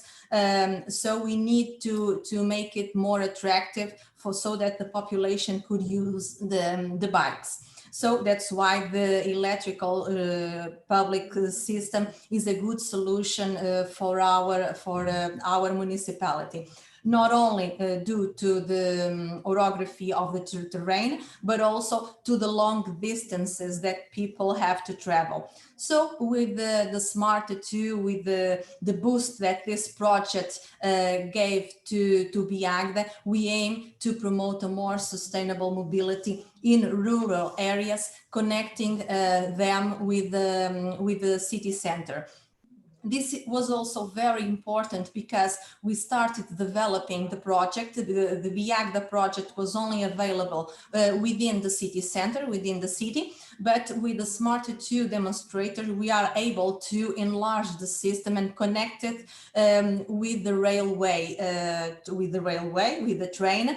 So these are 5 of the parishes that were chosen to develop the pilots because they are closely connected to the railway. These 5 parishes cover an overall area of about 122 square kilometers and have an overall population of 21,000 inhabitants. Within this project, we'll be able to implement 10 parks in these 5 parishes and increase our e-bikes park with more 15 e-bikes, so that people can use that for public usage. The e-bikes can be booked in each parish, can be booked in the municipal services, where you are given a user card, or if the municipal services are not available for any reason, you can always, if you are a tourist or if you want to use an e-bike in just one travel, for example, you can easily book a bike by using an app. We have been trying to mobilize the community to this project. Due to COVID, it has been very difficult because we even had to interrupt the system, the regular system of the bike sharing during the first months of 2020 due to the pandemic outbreak. But even though we were allowed to make some stakeholders meetings, those meetings started occurring on November 2019. We also start some online communication and dissemination of the project on the website of the municipality, on the social media of the municipality, also on local media. We have 2 newspapers. We also have some publications of the project on those media, so that we could talk to more people, not only those who have internet. So within the project also, we promote some meetings in the local parishes so that we could go close to the local communities and involve them in the project. We even need to adapt the locations that we had initially proposed for the implementation of the project. So with this work with the local community, we were able to, we believe, improve the location of the park so that it could serve better the local community and their mobility needs. Also, some brochures were made adapted to citizens and to authorities. And also within this pandemic, we made the whole system usage free until the end of 2020. And we are evaluating if it's possible to make it free some more time. So being the most receptive population to new experience and behaviors, we also start focusing the project on students so that they could use the e-bikes, they could use also regular bikes, but also so that they could talk about the project in their families, with their neighbors, and help us in the communication and dissemination of the project. So this is kind of our simple storyline. I didn't put here all the steps, only the main ones. So the meetings that we started with the local parishes, with school representatives, with the local companies and associations connected with the bike development projects. Also, we start the dissemination of the project also in October, November of 2019. On January, due to the passage of the year, we need to update the budget and the suppliers so that we could go forward with the public procurement. And because we also have one of the difficulties of the project, that the two of the suppliers of our regular system went bankrupt. So we need to go to the market again in order to update the budgets and find new suppliers for the public procurement. When we had everything ready, in March, COVID-19 completely locked down, not only the municipal services, but also the companies completely closed. So despite we haven't stopped working, we promote online dissemination, project meetings, brochures, posters. We made some connections with the local parishes in order to have everything ready for the implementation of the project when it comes to time. In April, we had to do a new update of the budgets for the public procurement because we need to change the type of public procurement that we are going to develop it. That one occurred on June, and finally in August we start the implementation of the parks and the supplement of the e-bikes. So in September we start to run the pilots, and it's ongoing. Fortunately, we had the opportunity of, with the SMARTA 2 and our history with Viagda, we were able to respond to a recent call on the Portuguese Mobility Institute of Transports, and even we have an approval that we will be able to enlarge the project to other parishes. So here are some of the images of the e-bikes, share of the bikes and the parks. We have an image also of when the system was being implemented, and now the park is available for usage. Here is an image of the car, so you can easily pass the car and book an e-bike. If you, as I spoke earlier, if you don't find a municipal service available, or if you don't want to, so this is also a good measure for the COVID, because you don't need to go to a public service, or you don't need to have a card. You can download the app, do your registration, and then you can see all the parks. This information is in Portuguese, but is also available in English. The one you are seeing is in Portuguese, sorry. So we already have here the main parks and their location. You have a map with their location, and then if you choose the one who is close to you, and then you can pick a bike and see if the bikes are active or not. You can even, with this app, you can even consult if the battery is completely full or the percentage of the battery. So you can travel easily within the parish and the rural areas. So this is a print screen of the back office of the management platform, where you can see where the bicycles are, if the bicycles are available, and you can even, I'm almost finished, and you can even see the people who book the bicycles from each park, each bike, and then you can see preferential routes in order to better manage the city.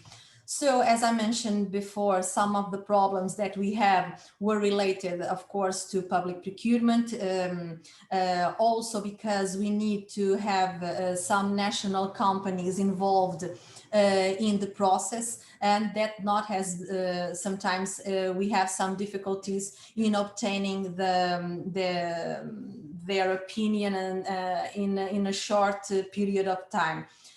The COVID it has been a major problem to this project, not only because it delayed the public procurement, but also the suppliers chain has been severely affected because some components, some materials are missing or take too long to arrive. So it was very difficult to implement the project on time. But we are quite confident that this project is and will be even more a success, because it made possible to extend a long-loved project to the parishes of Agda, to the rural areas of Agda, is also aligned with the local strategy for sustainable mobility and our decarbonization commitments with both national but also European communities, Covenant of Mayors, among others. It links to Agda's tradition as the land of the two wheels. In combination with tradition and innovation, we believe also that we have a perfect ecosystem and also technological tools that will facilitate the usage for all. Thank you. Thanks, Celia, for that. And sorry, that's okay. No, it's important that people understand all the options, and they're complex to do. We're going to move on to Austria now, and a lot of people are looking at electric cars and the implications, and can they operate in rural areas, and can they operate using locally sourced power generation, using, well, in Austria's case, geothermal spa to create the electricity. So over to Michael, and let's hear the story about what you're doing in East Tyrol. Thank you. Thank you, Brian. Welcome to East Tyrol. We had a long day already today, so I will try to keep it short, but hopefully also interesting for you. So let's give you a short insight into our demonstrator, which we put into practice in East Tyrol. Oh, first I have to share the screen. Sorry for that. I'm already on my second slide. But hopefully now you should see it. So we're in Austria, we're in East Tyrol, so we're at the border to Italy. Our district has around 50,000 inhabitants, and we are quite sparsely populated. So we have about 25 persons per square kilometer. But all the people live in valleys, so we are not widely spread. We are quite concentrated on the other hand. So it's a really mountainous area. So we're the area with the most mountains above 3,000 meters of sea level. So I live in 600 meters of sea level in the main city in Lienz, and just behind me the mountains reach up to 3,000 meters. And those days we got huge amounts of snow. So if you're interested in going to skiing, you should come to our area. But I'm sorry, only after Christmas time ski resorts are open. Anyway, I'll go a little bit further if it works. So what's our challenge in our area? So actually, I think we have a quite good public transport, if you live in rural areas and you have every hour you have a bus line on the main roads, on the main transportation roads, then I think, for my idea, it's quite a good thing to have. So we're not mainly. It's our task in the regional management to improve mobility offers. We did this already since 10 years, but within this project, we were aiming to change the mobility patterns, or the challenge was to change mobility patterns in a saturated society.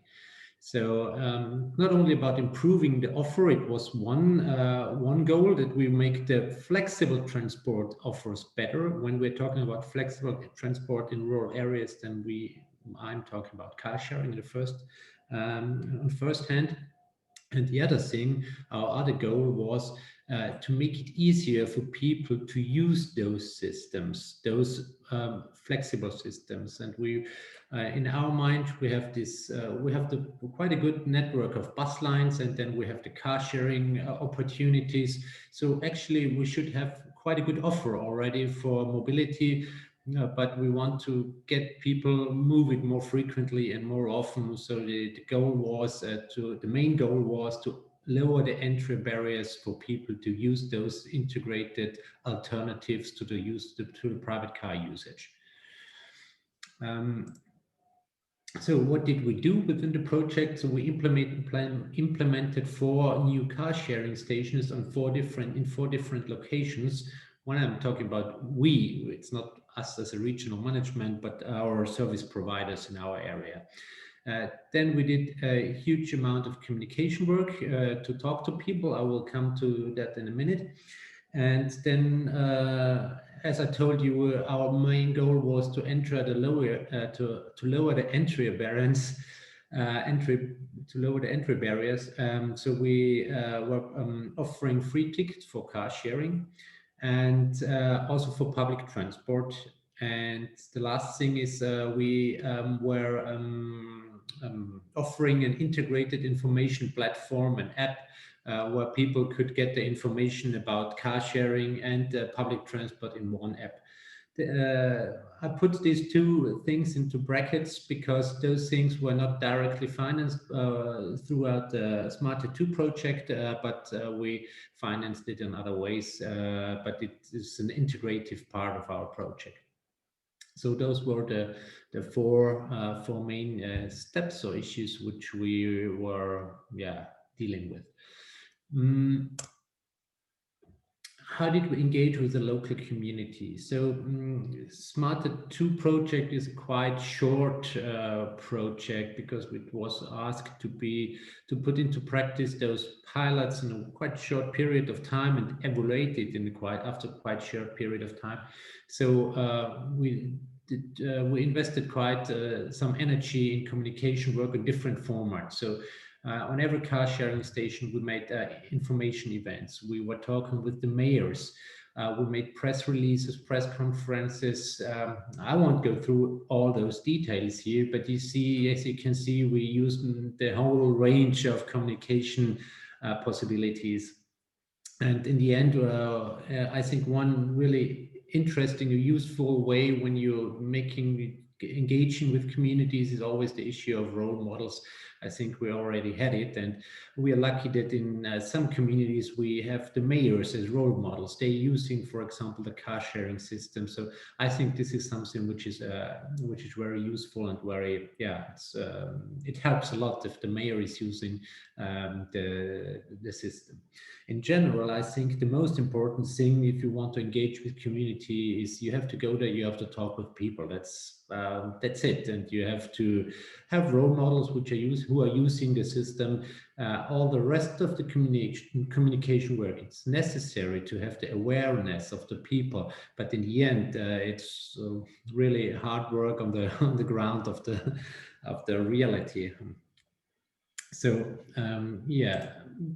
our storyline, it's really reduced storyline, because in the end we have the same storylines as all the other projects. But I wanted to focus on 2 issues, or one issue, and it's the Corona lockdown, as you can imagine. So we were unlucky in two ways, because we had two points in the project where we really had a massive investment in communication work.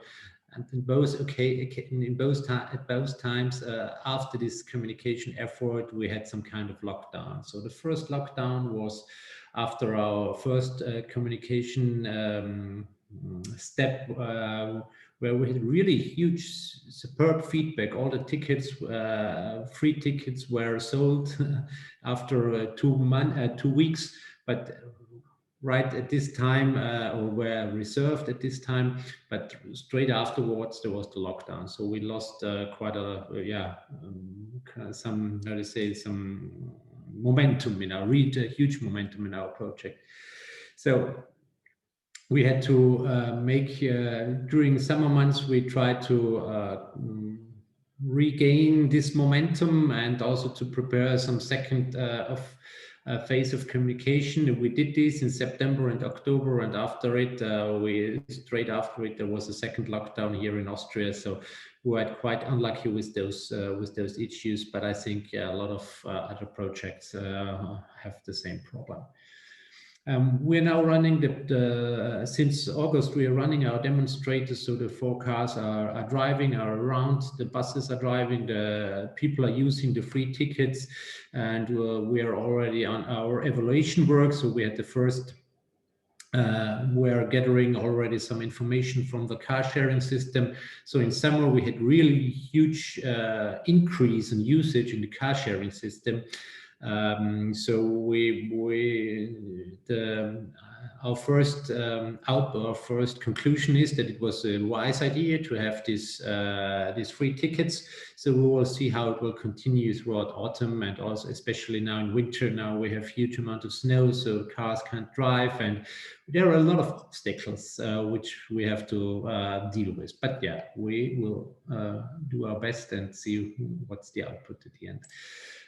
Just to give you some impressions here, it's also good old times when we were together, all together, quite near in the one of the preparation workshops in our office building. So this is a short insight in our area. On the yellow points are the points where we offer the car sharing stations.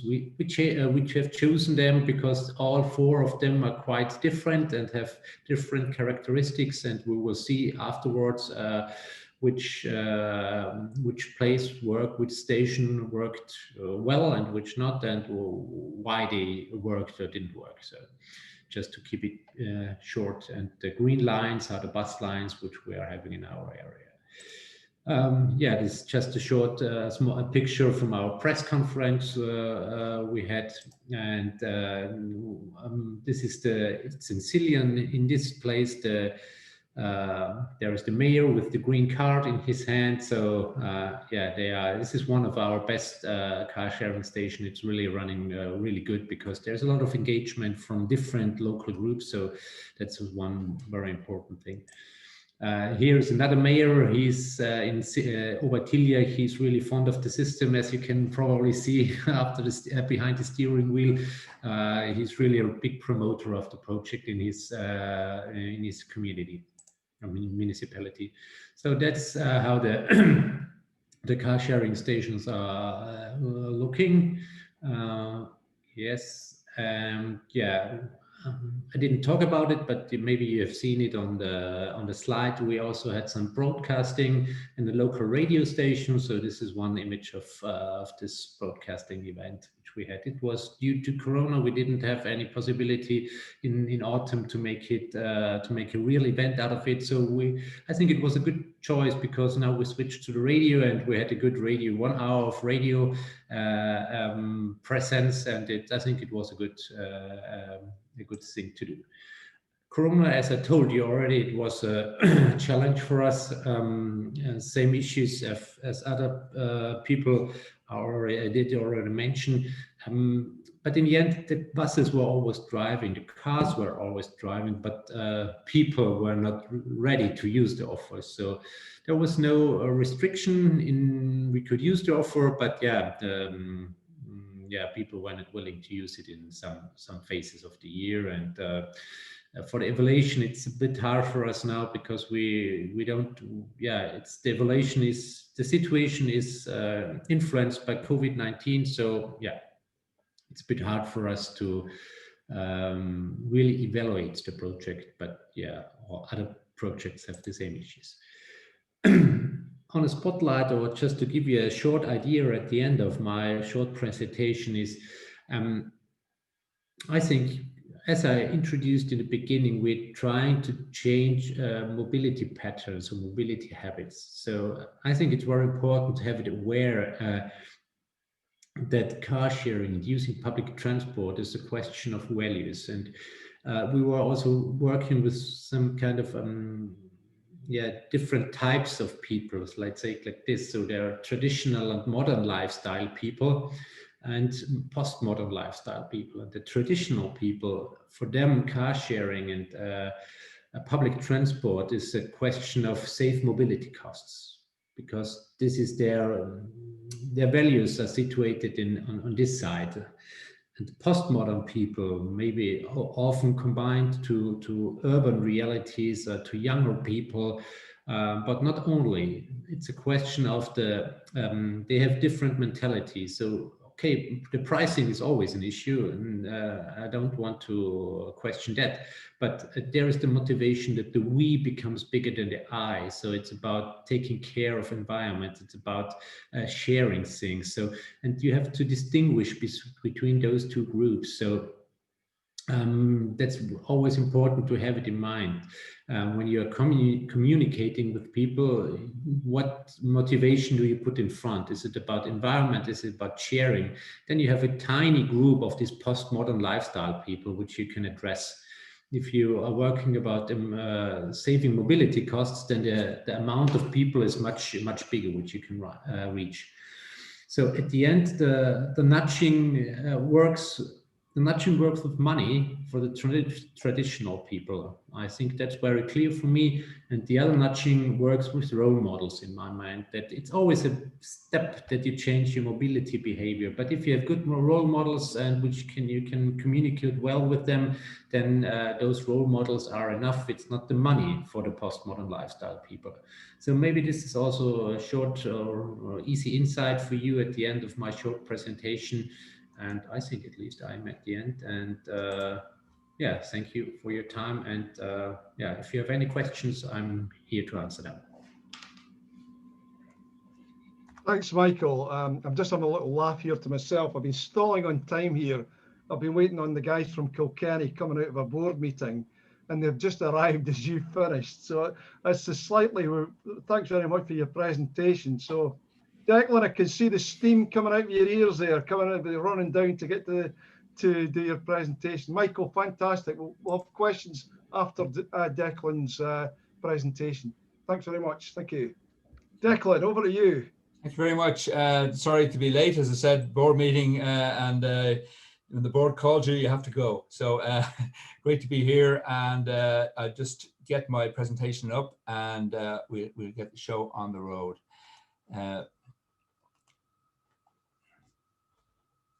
I hope you can see that. Yes, Yep. we can. Okay.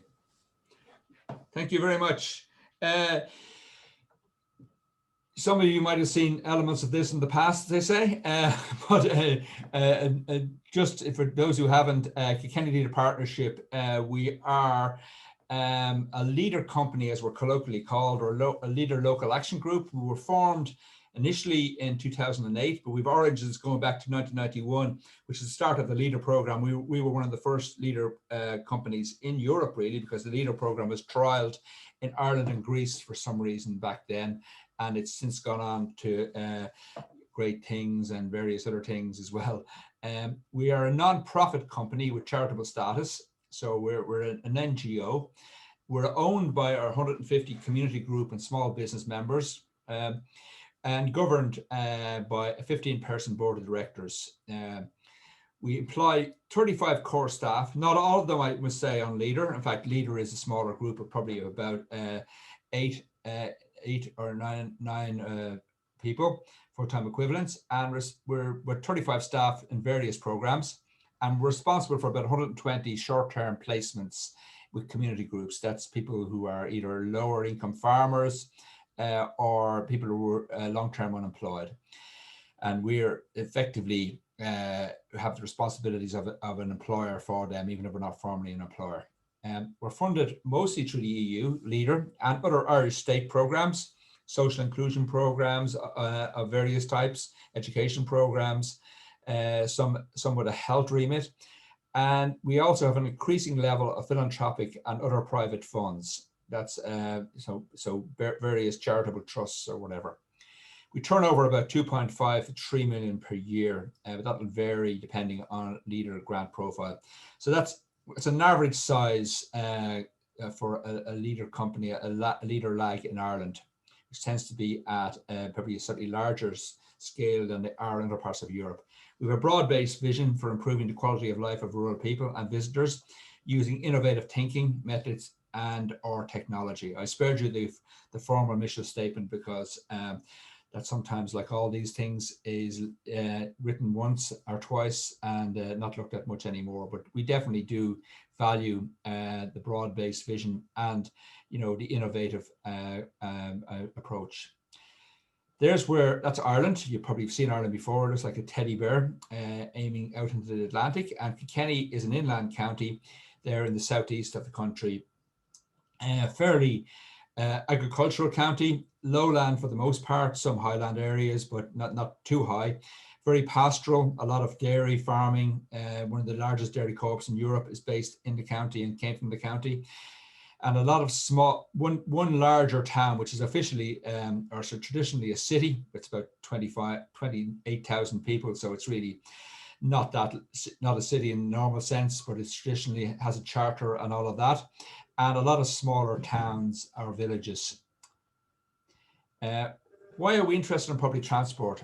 Well, public transport and mobility, and that's the key thing. We're not petrol or diesel heads. We're not interested in vehicles per se, but in what vehicles can do. So mobility matters a lot, and it's a bit of a Cinderella in the issue of connectivity.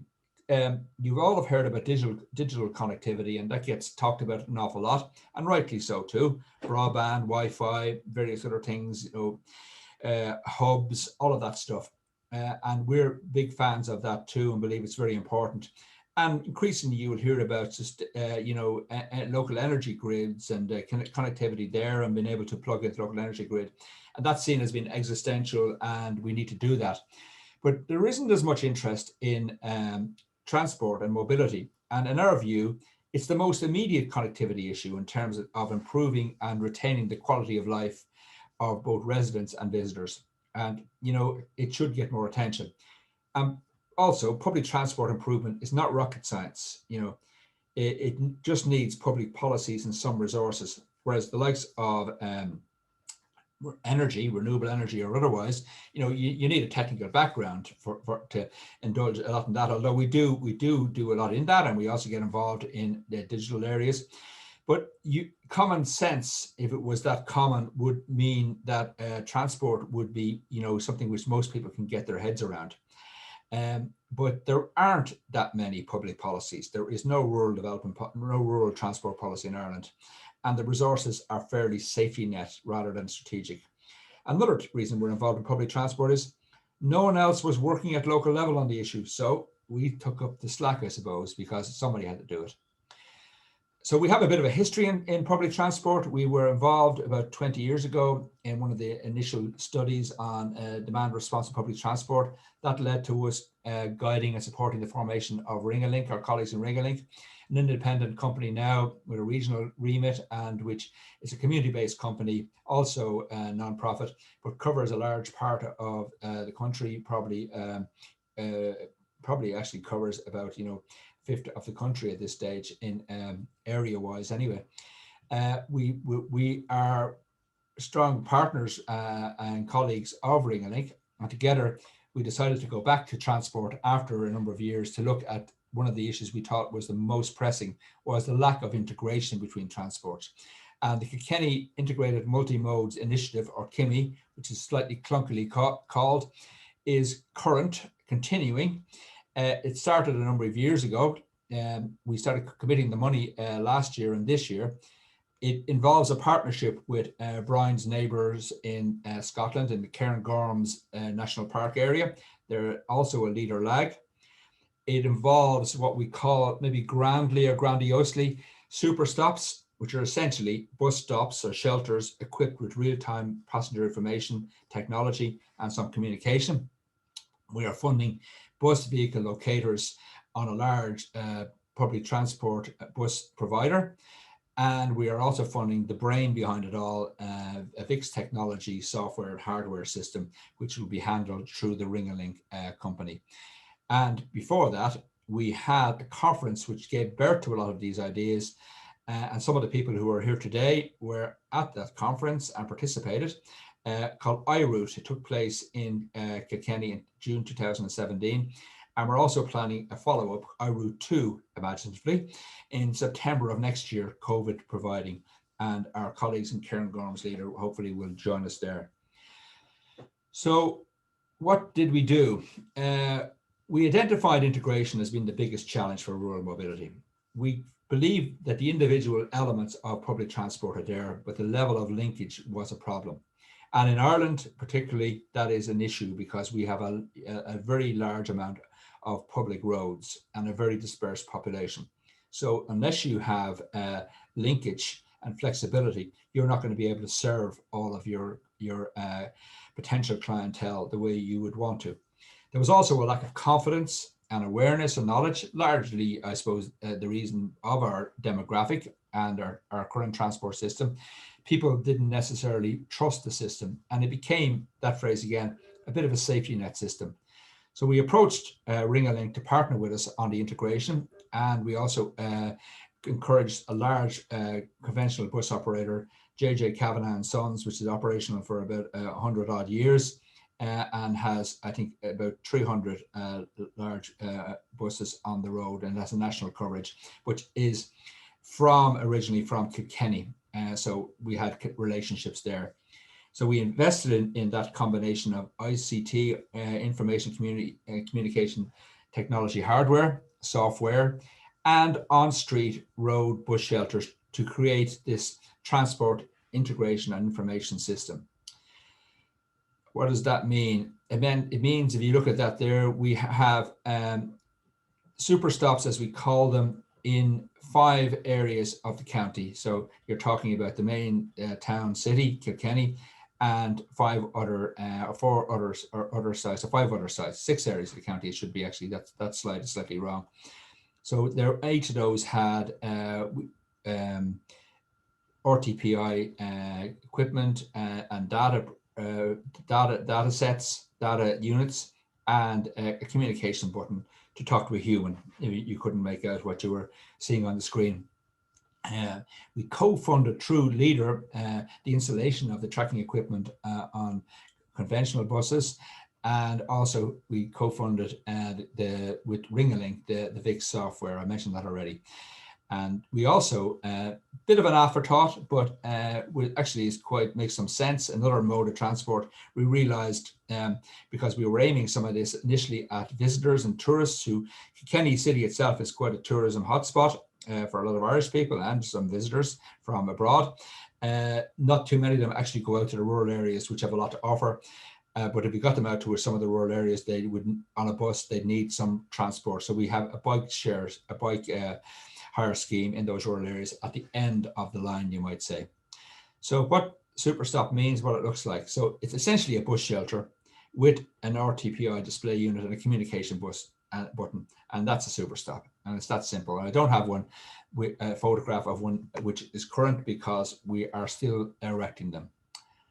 And how it integrates is really simple, like all these things in theory. In principle, it's a bit more complex, but essentially Ring-a-Link up there on the top already has a dispatch office and quite sophisticated software through MobiRouter, and some more basic software through the Irish National Transport Authority software. So it's used to handling customer calls, and there's equipment on the Ring-a-Link buses.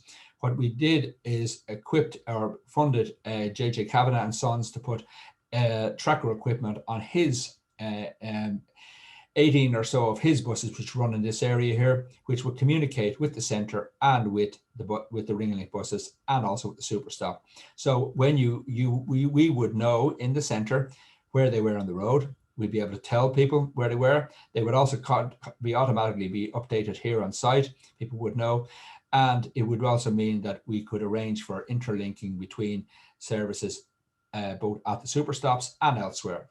Now, at this stage, also the bikes would be adjacent to these super stops. At this stage, you might ask validly, why aren't we thinking about a smartphone app? And we are thinking of it. But I also have to say, you are talking about rural Ireland, and the connectivity in rural Ireland currently for reliability is not always great.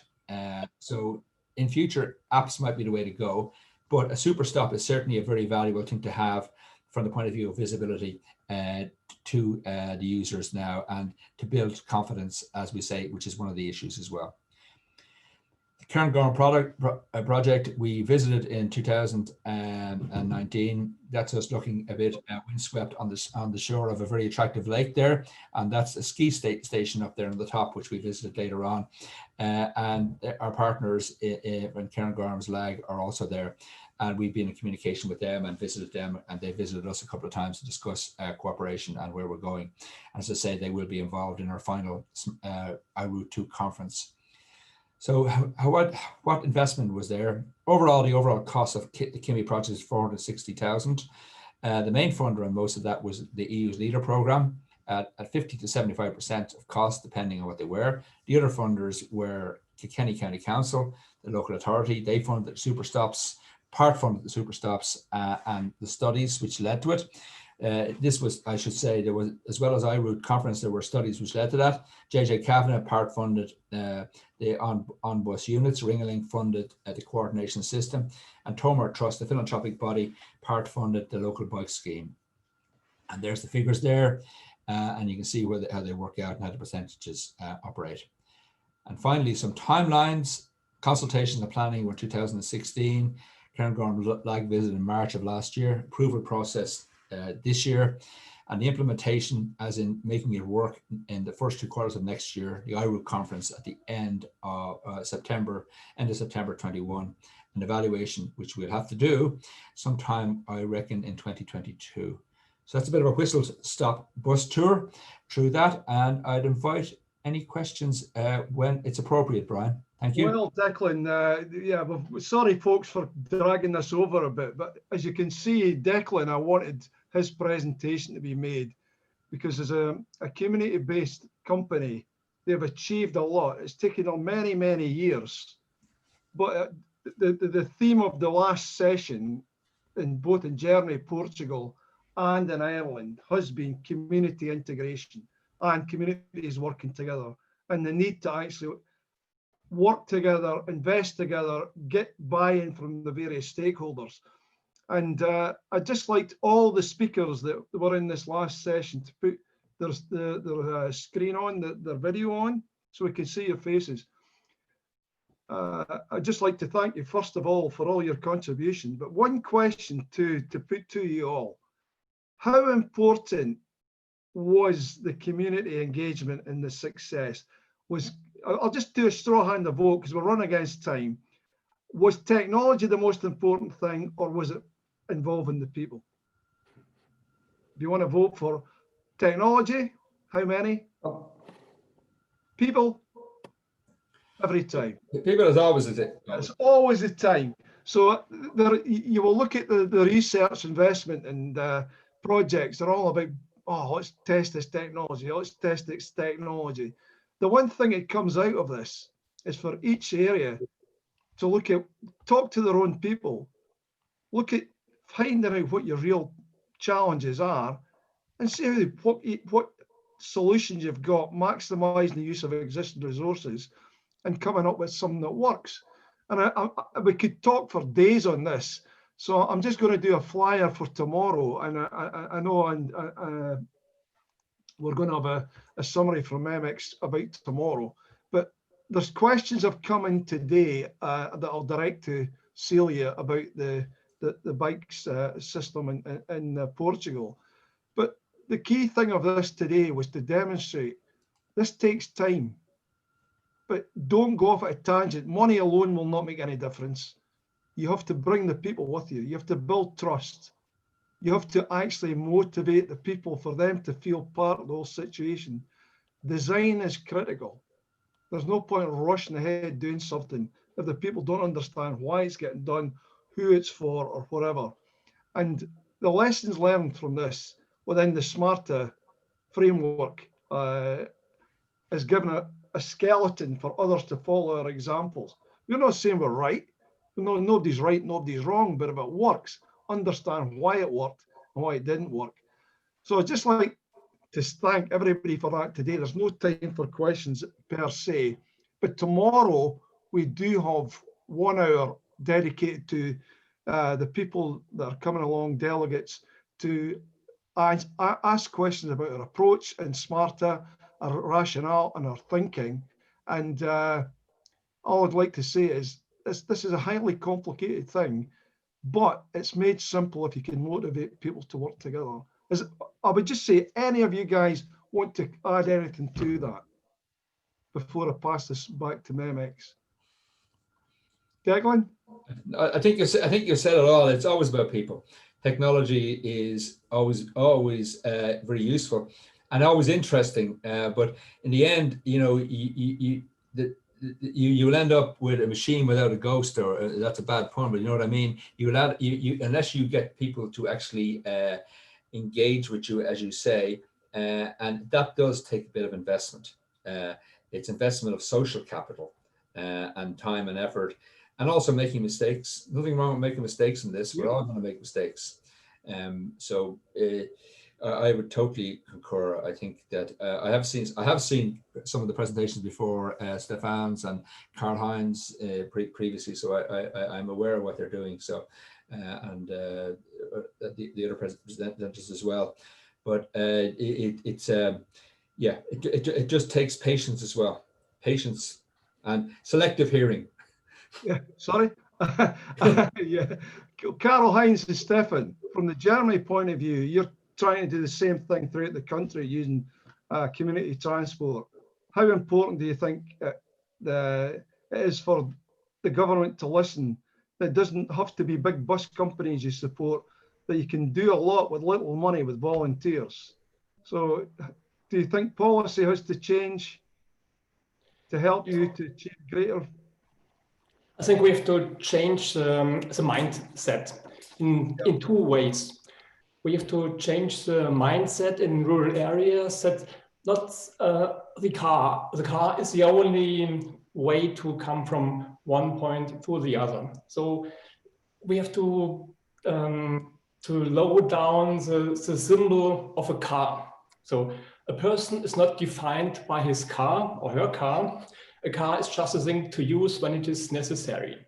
So I think that's the first point, to make clear that the car is not the most important thing in all over the world. That's the first type of mindset. And the second one is, I think we have to say goodbye to the idea that public transport with fixed lines on fixed bus stops and organized by engineers far away from the people's use and the people's demand is not the right way.